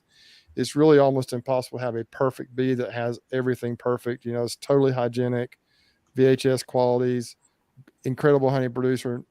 You can work them in shorts. I mean, it's just hard to get all the trait, not swarm. Yeah. So I think that's the thing is, and so the point is, and this kind of leads us perfect in the next topic, which is mites. How do we deal with mites, dead mites or whatever, which is the second part of the Hive Life principles, or Cayman's principles. I think that at the Hive Life, I learned the importance of having good quality queens and also a treatment program, and trying to work on improvements in both areas. Don't just say I'm going to be treatment free and don't treat your bees at all, because you'll lose most, if not all, your bees. And don't just, I think, discount the fact that there are hygienic bees out there. Try to kind of develop better bees, and develop, and go ahead and use treatments as you need to. And so, why don't we move on into mite treatments a little bit? What do you think about that, Craig? I noticed you have, is it Apivar strips in your colonies right now? I do. We treat a lot, to be honest. I believe in clean bees, especially with what we're trying to do. We're trying to grow, and we try to sell bees, and I don't want to sell somebody a colony of bees that's full of rural mites.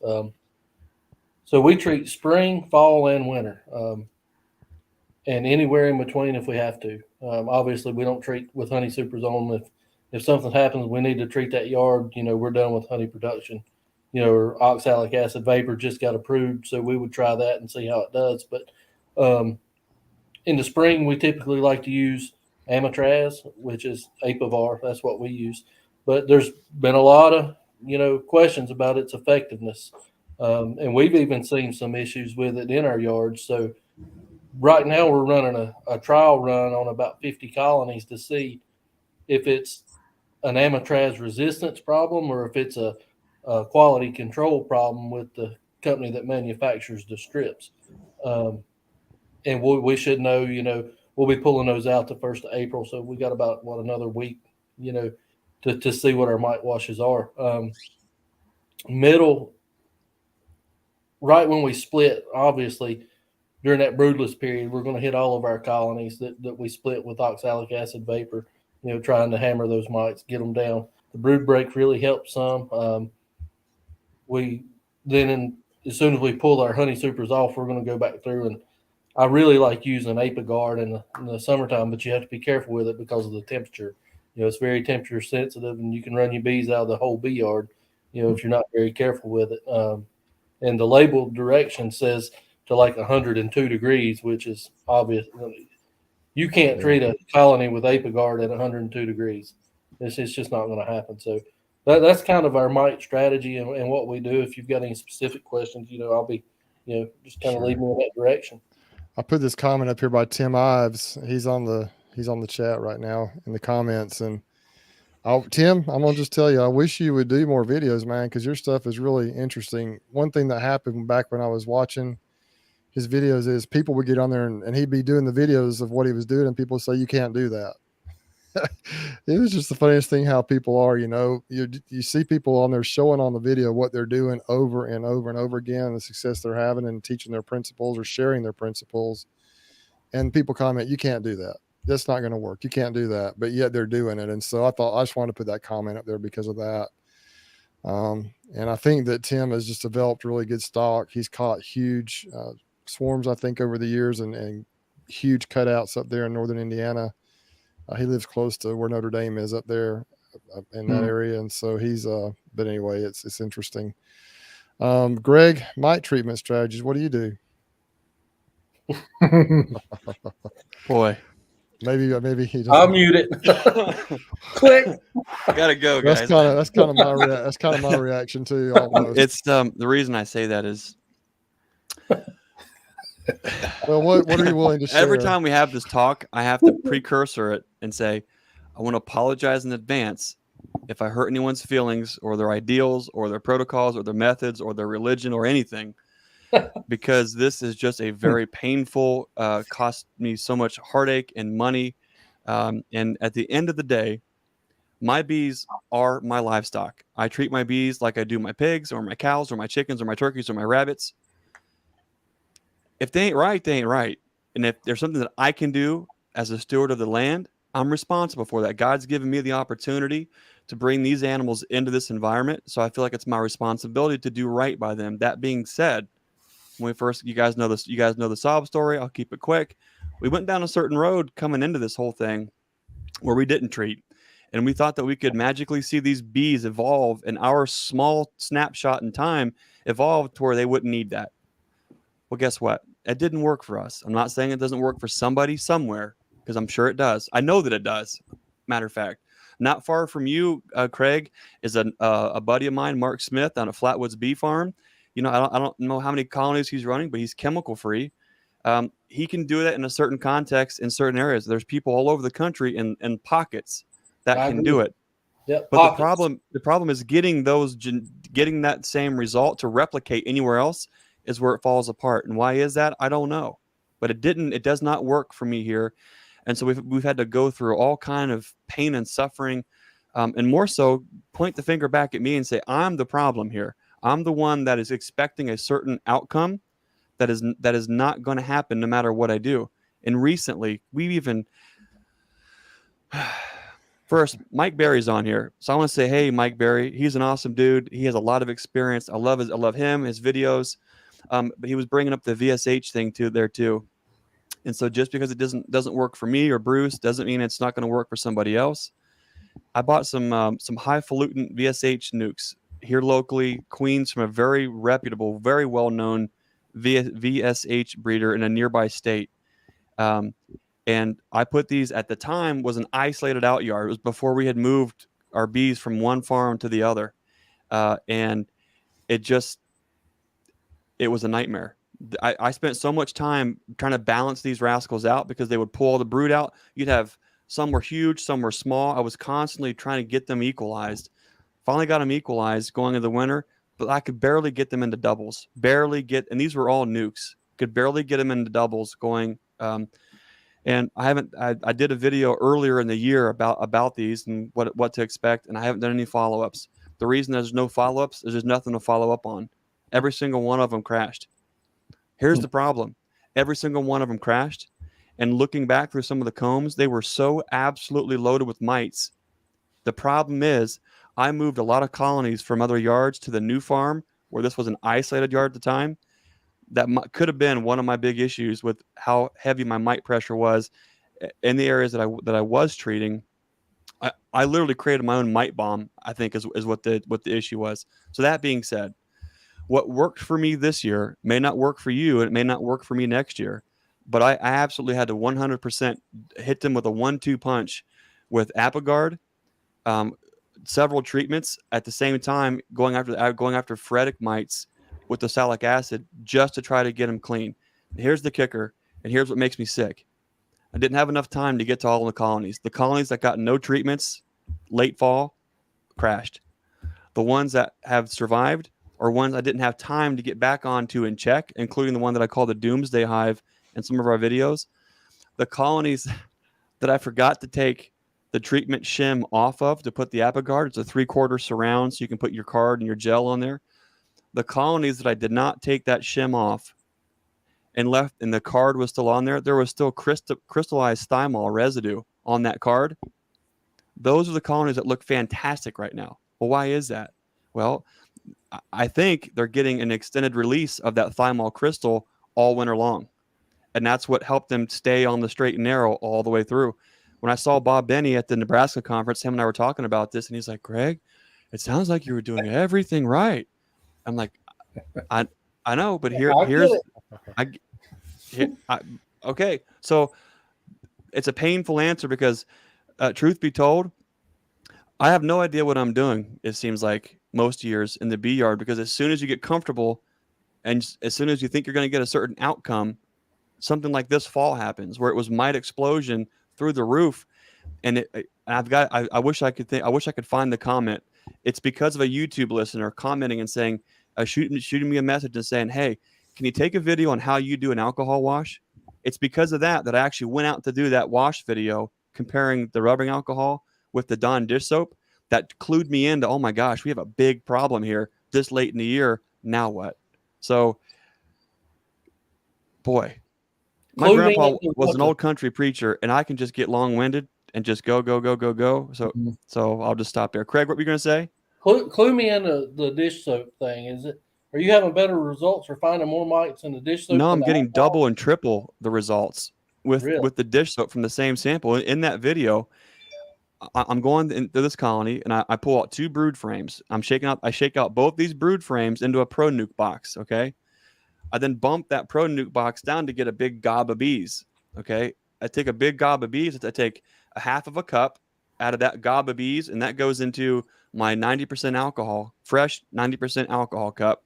And then from the same glob of bees, I scoop out another half cup, and it goes into my Dawn dish soap solution, which is 1.5 tablespoons of Dawn Ultra dish soap with a gallon of water. Shake it up, pour it into the cup, good to go.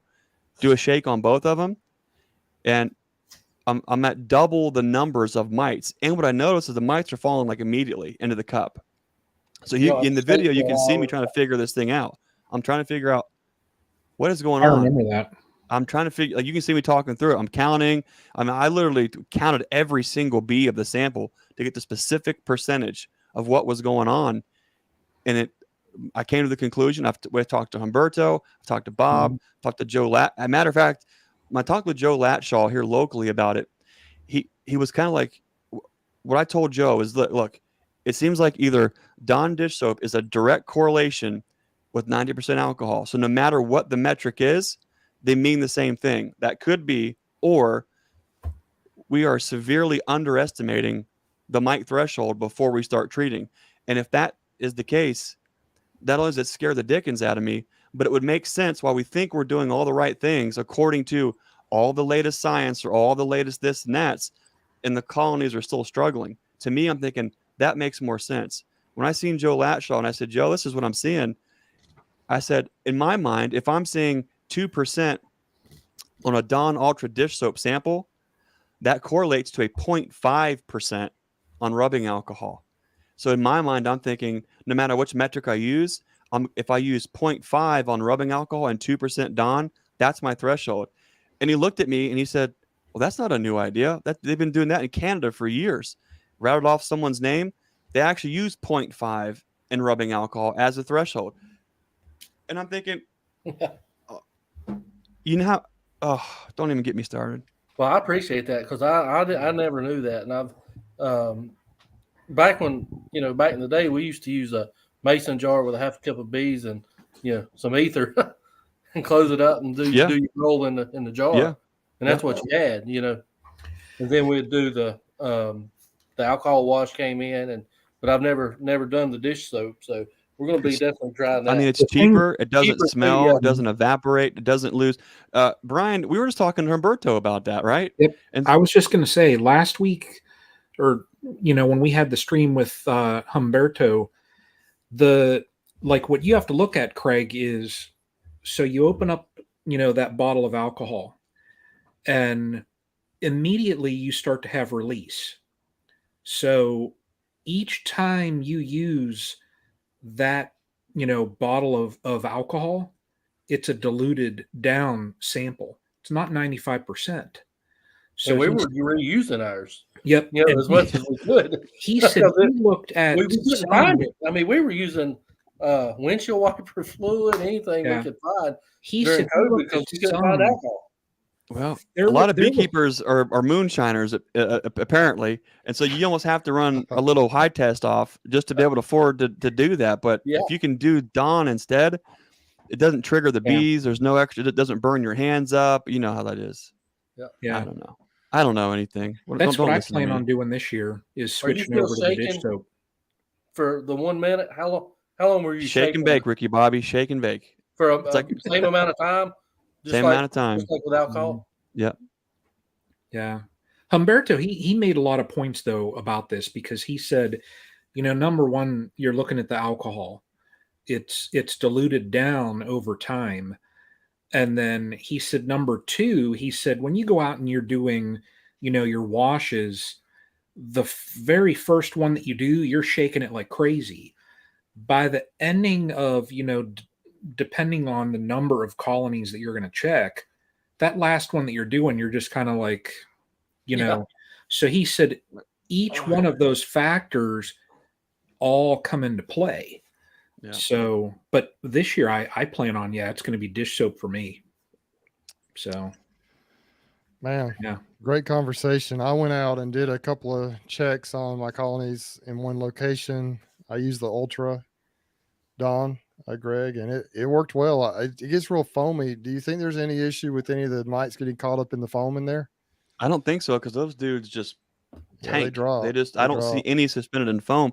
Here's what's interesting though. So this is what, boy, this makes me sick to my stomach to even think about it. So you're shaking these dudes up, right? And even at a table, 1.5 tablespoons per gallon, it will foam up and it'll feel like you're not getting very much movement in there. But when you're looking, you're just seeing it rain mites. So what's going on is I can't think of the smart words right now that you should probably use to describe this. We need Humberto, but whatever the act is that causes the mites to disengage from the honeybee and then fall, whatever's going on with the dish soap, they're just just plucking off and just. Whereas with rubbing alcohol, it takes them a little bit a minute. There's a little bit of rigor more. I don't know what it is, but it takes them a little bit more effort to get off the honeybee when it's the alcohol. But with the Dawn, it's almost like there's just. Bloop. Greg, what was that sound there again? Bloop. Huh. Here's a comment from Don. Don Summers says, "Could have told you Dawn was better." Yeah, especially I guess the new stuff is even better. Ultra. They spell it D-O-N. It's so good. Isn't that right, Don? Sorry, that's an inside joke there. Jeez. All right, Grammy. Oops, wrong one. There she is. Man, this thing goes so fast. Hey, Sebastian. I wanted to. What was the soap to water ratio again? Grammy midwife asked here. Well, now I got me second guessing myself. It's 1.5, and that would have been 1.5. I'm pretty sure I used tablespoons. Yeah, table, not teaspoon. I think it was tablespoon. That's what you told me. Yeah. So that's what I did. So, and this is where, we have to have like a direct, we have to have that. What company is it that has the button, the easy button? Staples. See, we need like either a Humberto or like the Fred button where. So if you do the dish soap, like the alcohol, my thought when I used it is it would just get diluted out. I didn't know why I never thought about the actual alcohol in the bottle that you leave sitting over there with the cap undone, for however long and you have alcohol evaporating. Do you reuse the dish soap solution? Do you just filter that out and reuse it? I just for the record, I've got Randy's scientificbeekeeping.com up, and the threshold he was talking about is that the optional dilution appears to be in the 1 to 2 tablespoons per gallon range, and then it goes on to say that there's not much different after, not any gain after a certain amount. So I went right in the middle. So it is 1.5 Tablespoons. TBL, and I know I'm ignorant, but I think that means tablespoons. So I Yeah. use 1.5 tablespoons Per to that gallon. 1 gallon of water, and that's per Randy Shake Oliver. it in the gallon, and I just so mix gets it up in a sudsy gallon. there. Yep. And what's nice about that is you can throw that in a truck. Mhm. Here's what's really we're frugal hillbilly farmers, and that's a compliment. That's a badge of honor, if you can pull that off. But I like to have things that have more than one purpose. 2 is 1, 1 is none, 3 is for me. If I can have something that does, I don't like one-trick ponies for anything. So you take Dawn Ultra, you can use that for everything, right? You can use it anywhere. Mhm. I don't do a lot of dishes, but if I did, I would probably use that too. But you know what's handy when you're out. I don't usually wear gloves at all in the bee yard, and so my hands are a filthy, nasty mess. Having that extra little just gallon of dish soap just to wash up and get that cruddy propolis off, that's kind of handy. Just saying. Mhm. So Yeah. great for that. Well, Great for that. you Think of a could third take the thing, Brian. alcohol though and make propolis tincture from your hands. See, now you're thinking. Yeah. But would you drink rubbing alcohol? I probably wouldn't. Probably wouldn't. Yeah. Boy, this is going downhill in a hurry, Bruce. Why don't you I close know this we're out? at 2 hours. We're getting tired or what? Hey, Craig, I did all. want to ask you a quick question on the mites, then we'll move on to the final topic. Do you normally, if you find the threshold that you're trying to stay below, if you find a few colonies in your bee yard, say you find 2 colonies that are over the threshold and the rest of them are pretty clean, do you treat everybody or do you just treat the ones that are affected? I treat them all. I treat each bee yard as its own colony. If I find one colony that's got, my threshold's 2 mites per half cup of bees in a wash, and if I find that, I treat the whole yard immediately. Okay. I just wanted to say something. We got Grammy's midwife is about to leave she said she's got to go to bed, and I understand that it's getting late, but she lives just actually in Ozark, which is where some of my bees are. I think last time she told me her name was Lisa on the live chat, and so She's shout out to delivering her. babies tomorrow. Oh, is she? Oh, she is. Well, I see that. Grammy's midwife. We've actually had half of our kids were born at home with a midwife. So hats off Wow. to Miss Grammy midwife there. She's Awesome. that's awesome. Great. Thanks for checking in, Lisa. So the last topic I think for tonight is going to be, and I don't know, we're kind of getting out of I don't know if we're getting out of it or not, but kind of the feeding, the nutrition type, the last part of I guess the third part of the principles. We talked about great queens, dead mites now, and we've talked a little bit about, and the third thing is good nutrition or proper nutrition. So, Craig, tell us a little bit. I've seen in your videos, just the last couple you put up, when you make these splits, you're putting some dry sugar bricks on there or some sugar bricks on there. Tell us kind of what your principles are with that as far as your feeding, maybe some pointers you might give us to Brian. Look at Brian's thing. Showing up. Well, maybe some principles you might give us to better manage our colonies from a nutrition perspective. I need to change that. So next time I go to step away and grab something, because I didn't realize I still had that until when I clicked it, and then you all start laughing. It's funny if you know what that is, but like if you're Humberto and you have no idea the inside joke, and you just pop that up and say "show enough," he's like, "What's wrong with you guys?" Everything. That's what's wrong with this. Everything. We feed a lot, and we feed everything from dry sugar, sugar syrup, pollen supplement, you name it. We feed it. If we think it's going to help our bees and it's reasonable, we'll feed it. Keep in mind, fresh nectar is the absolute best carbohydrate for bees, not honey. A lot of people think that honey's the best, and it's not. Fresh nectar is, and sucrose syrup is about the same as fresh nectar. It's very close. I don't know all the enzyme differences in it. I've read up on it, but it's about as close as you can get. So we'll use some real thin syrup at times if we want to stimulate the bees to do certain things. We'll use different type of feeder setups to stimulate the bees to do what we need them to do. And we'll also use, like 1-to-1 2-to-1 syrup, all sucrose. We only use sucrose syrup. We don't use any fructose. I'm not opposed to fructose. It's just not available locally for us. So I would probably try it, and give it a shot to see. But I would want to use the HFCS 55. I think that's the mixture between the high fructose corn syrup and sucrose. I've heard a lot of people say it does better as far as storage for the winter. It doesn't crystallize as bad. We use a lot of pollen supplement, and basically our feed strategy is our bees are always going to have plenty if we can help it, within reason. Obviously, I'm not going to feed them on a honey flow, or I'm not going to feed them. Sometimes we'll throw pollen supplement in on it, even when there's fresh pollen coming in. Like our splits have no foraging for us at all, but they still need protein. So we're going to give them some protein to feed them. So that's kind of where we're at with feeding, and we feed a lot, and a lot more than a lot of people probably think you should. And we also use, one of our staples is dry sugar, but we don't use it the mountain camp method. We actually make the bricks, and we try to keep 100 or so of those bricks on hand all the time. And the reason being, you can take that dry sugar, like if you have a robin situation with that I caused a couple of weeks ago, we were putting some supers on my colonies. I was making splits and taking supers, and I didn't bring a lid for the supers, and it still had some honey in it, and it created a disaster area in my bee yard.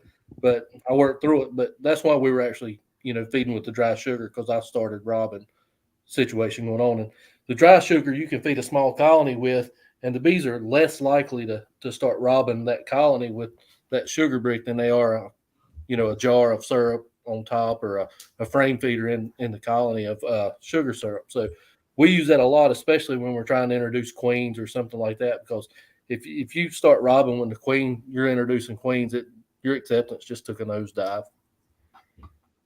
Interesting. Yeah. What are your thoughts on the nutrition, Greg? Oh, that's a long one. I'll keep real short. Yeah. And you'll have to forgive me. I'm getting a little loopy, as some folks are mentioning here. I'm out of ketosis after today's video of sampling all of the fine nuances and flavor profiles of the pollen patty charcuterie board here at the farm. But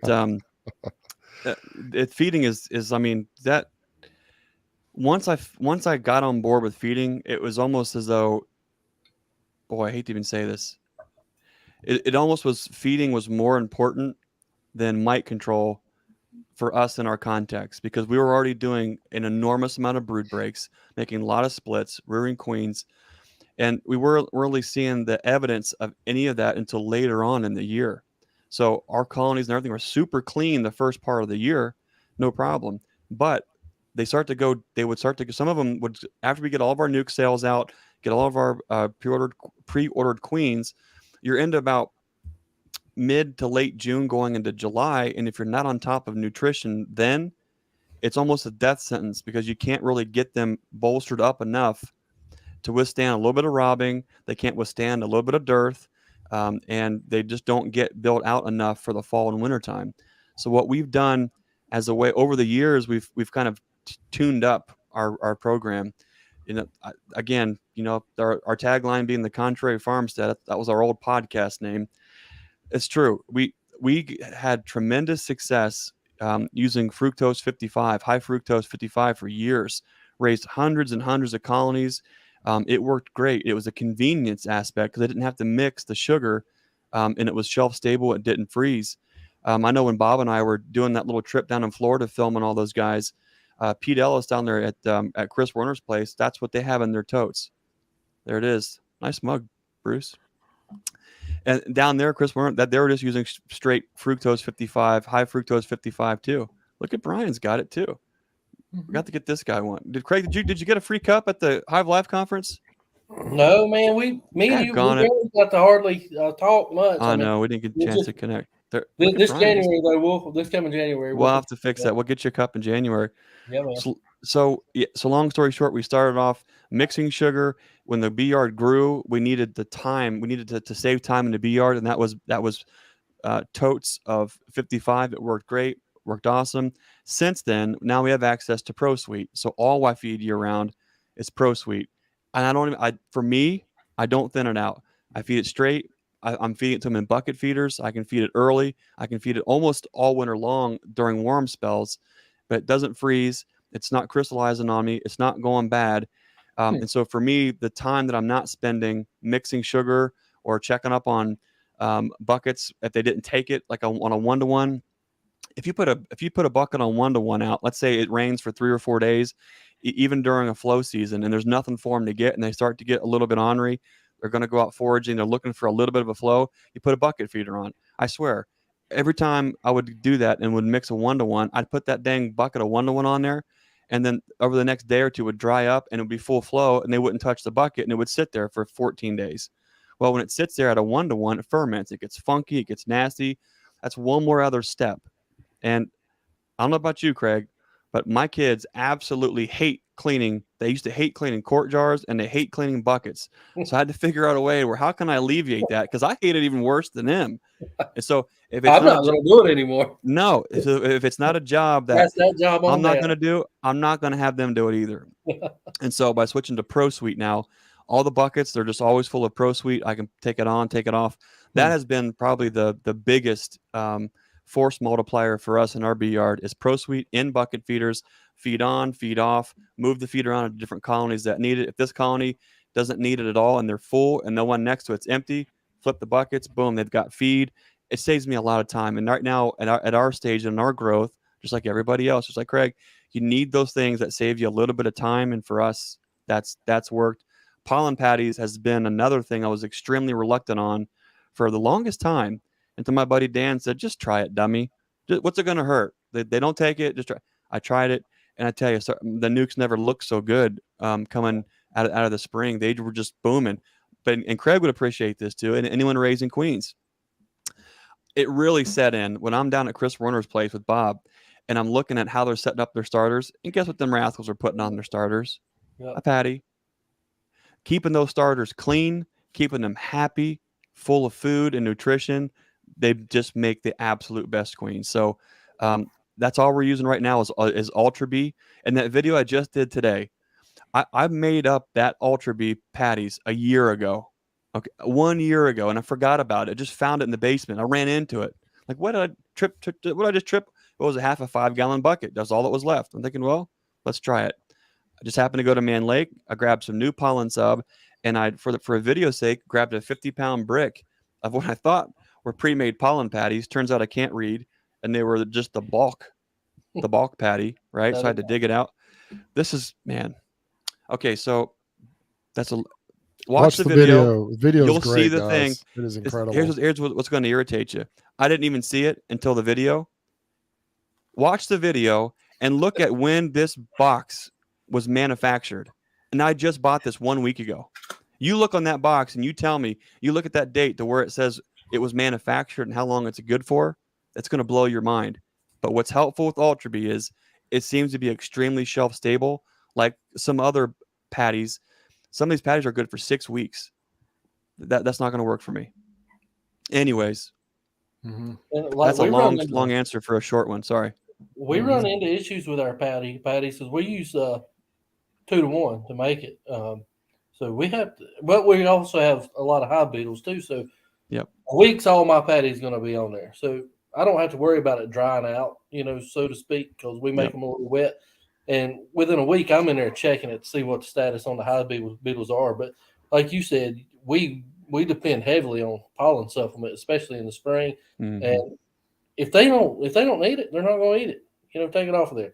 It's not a big deal. I'd rather have it on there and then be able to utilize it to not have it. But you can start small and add and give them more. It's way easier than trying to take a bunch off. ProSweet or some corn syrup would actually be the way to mix them properly. To get that consistency where it's not going to, harden, in 3 or 4 days.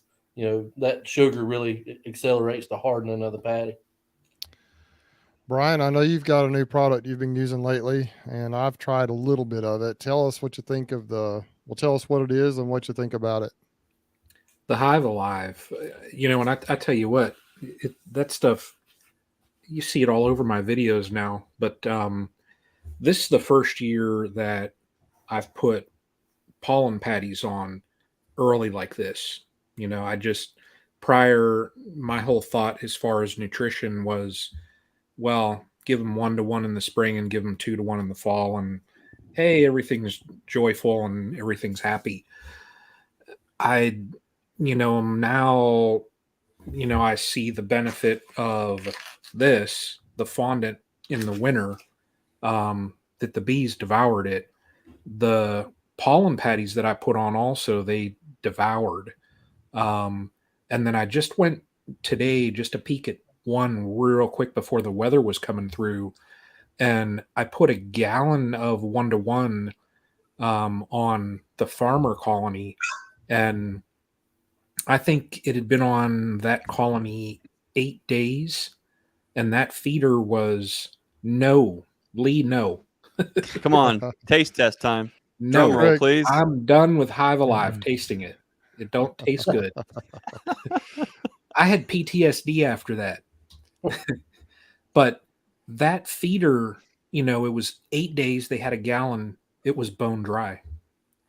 So I should have thought ahead and taken, because I mixed up several gallons of that stuff, but I should have taken some with me. I didn't expect it to be that bone dry.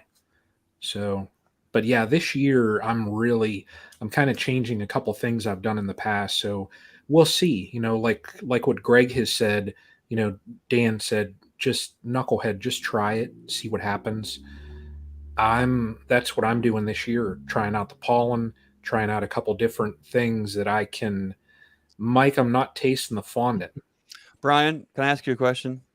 Yep. If folks are really interested in trying, getting some Hive Alive for their own personal taste test, maybe there's somebody out there who's listening right now and they're saying, guys, I really want a Hive Alive charcuterie board. I really want to just take my taste buds to the next level. Is there a way that they could maybe get a discount on Hive Alive for their own charcuterie boards? Do you see what you guys have started here? Everybody taste. Everybody's going to think the stream team has its own version of Mikey. Mikey likes it. I think you should taste it live. I think you should taste it live. I did. Yeah. He did. Okay. All right. Oh, don't taste it live, but at least do this. At least give some folks a discount code. And if they want to order it themselves and taste it, is there a discount code? There you go. Brian 10. I just put it in there. There it is. Yeah. Don't taste the liquid. I'll take Mike Berry's word and that this stuff here tastes good. You're dealing with knucklehead beekeepers. If anyone tells any single one of us not to do something, you know what we're going to do? Do it and take a video. Yeah. I expect to see some Hive Alive taste test videos coming up real soon. Earl, that's on you, buddy. Brian, Beekeeper. I'm sorry. What's up, Bruce? Do they need to go into your actual link? Is there an affiliate link for that, or is it just they can just go into Hive Alive and put that in? Yeah. If they go in there and use that code, I think they log it from that code also. Yeah, I've got a code too, but I can't remember. Look at the people. The people have spoken, Brian. All I'm seeing is taste it. No. You don't want to disappoint your fans. Come on, man. I might be mistaken, but I think Mike actually may have tasted a little bit of the fondant and said it wasn't bad. Mike, yeah, and he said right there, I thought it was very, very tasty, but a little earthy. No, he might be joking, but I think I think I watched the video when he tried it the first time. And I think he didn't guzzle like you did the actual supplement, undiluted. Yeah, I took a capful, but he just tasted a little bit of it. I think. Did Mike taste the patty or the fondant? I think he tasted the fondant. Okay. Yeah. It's sugar. Craig, it's got to be diluted in sugar, so it's probably not near as crazy. But anyway, a disclaimer here also. I'll just throw out some extra. This is. I was a research subject. Here's Ron. And right here. Craig, when I went to my doctor, he did say I was negative for nosema. So that's helpful. I mean, yeah, that's hashtag Hive Alive taste test. I like it. Come on, man. Oh man, no, we can say though the Ultra Bee's not bad. It's actually really good. That's not I bad. will. You all are hearing this right here. I will taste the pollen patty. So in a next video there that I do, because I'm gonna have to check them. If I'm putting on little squares, because I learned my lesson there, because this was my first year putting on pollen patties. I put on big one, and my one colony that had a couple hive beetles. Yeah, after a couple They days, had a bunch of them. there were larvae in there, so I took that off. But when I go out and check, if I put a little bit on, I will taste it. So This is on record. hashtag Just like you getting Mike Berry on hashtag record. right. What's the hashtag? I'm gonna put it online Hashtag too. Hive Alive taste test. Oh, I can't do that one. Okay. Somebody. That's had what we one. need. We need a taste testing resurgence in this beekeeping industry, like second to none. Just Craig, you have to do something too. You have to There's taste one. test something out in the bee yard. That's You know? it. Hashtag Hive Alive taste test. Not a dead out. That's nasty. Something that's. I'll taste you know. the sugar bricks we're using right now. Oh, what a guy! Take one for the team. You know, Old I'm gonna Craig probably Branch get there. it. I'm gonna I heard my probably get it. kids eat a small hive beetle. How about that?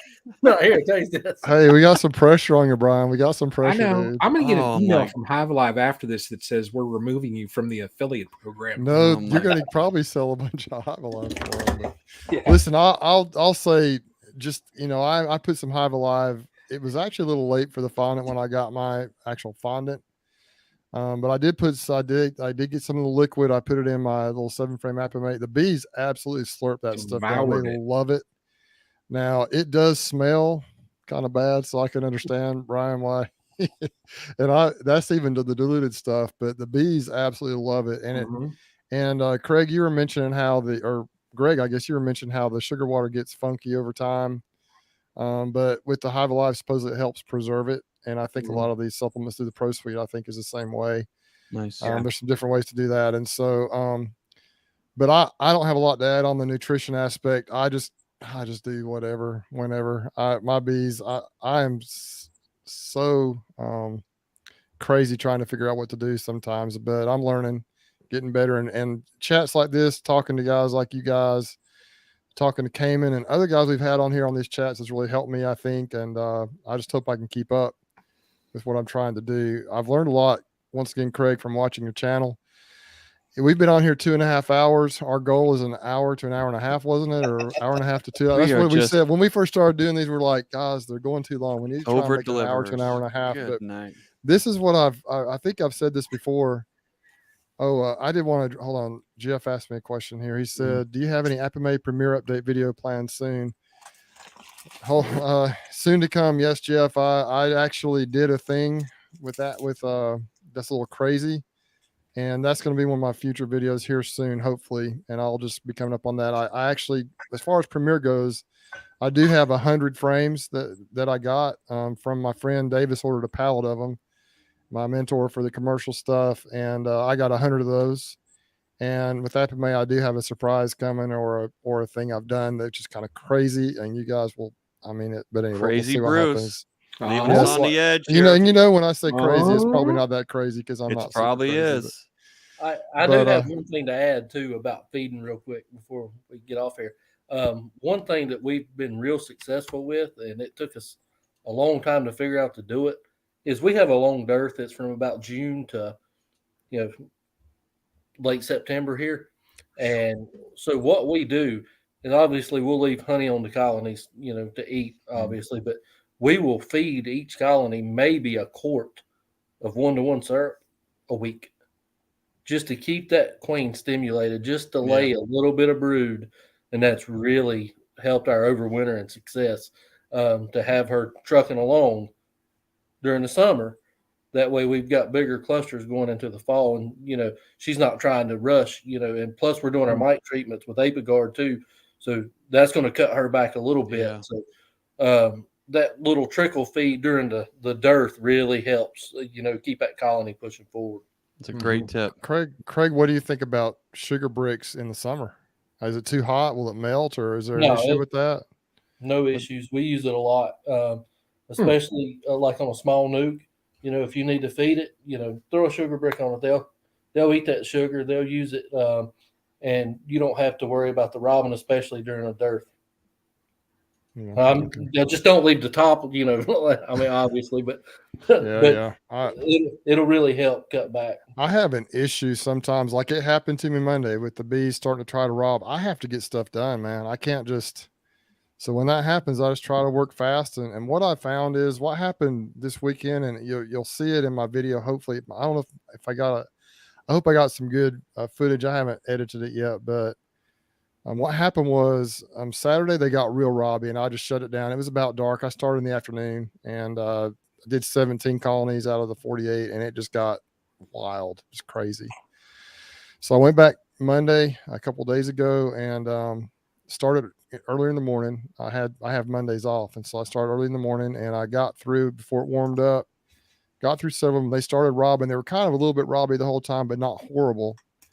And so then I just plowed through, and by the end, they were robbing. When I say robbing, they weren't really fighting, but they were trying to get in the seams. I looked to see, but there were no bees fighting on the ground. It wasn't like an all-on onslaught. They were just trying to get in the seams where they smelled the honey, I guess, from me going through the colonies.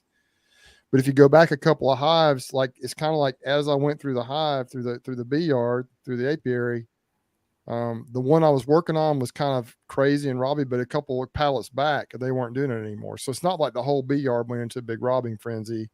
It was more like they were kind of going crazy right where I was working. And so I just don't know how to deal with that when you've got to get work done. The only thing I know to do is plow through, unless it just gets ridiculous. If you see fighting and a lot of crazy stuff going on, but anyway, that's just something that happened to me. I'm not sure how to handle that situation when when I got to get it done. That's easy. Bruce, you're just so sweet. You're the sugar daddy. They're just all coming out to say yeah, hi. You say that if you came out there. Yeah, I know. Robbing's one of those things, it's better to stop it, but sometimes when you're working, 40 hives in a yard, it's dang near impossible when you got double deep. I hate the sound of it. I hate the sound. That sound they make, and the sound of those kamikaze bees that they are fixing to die, and they have that high pitched. There's something about the vibe and the sound of a robbing frenzy. I hate that. The interesting thing was though, it was really weird. It was almost like they were trying to clean up honey. It wasn't like they were attacking. When you see a pure robbing frenzy, it is a true frenzy. Yeah. You know what I'm saying? It's a frenzy, but these bees were more just like trying to get in through the cracks, but you didn't see a lot of them trying to get in the entrance. Now these are extremely strong colonies. So those big colonies might have turned them back pretty quick. And that may be what happened. They just said, you're not coming in here. I'm not sure how that worked, but anyway, it is getting late. I know this is what amazes me about these live chats. We go for longer than we ever anticipate. Hours. And we look down there, and we still got 128 people on here. We've been. You can tell how old we're not. We're not old enough yet to where we needed a pee break. Give us like 5 more years, though. We're gonna have to pause to go out. I think you guys just didn't drink anything for several hours beforehand and took a potty break before. I'm just kidding. I typically get a catheter before these start. That's what.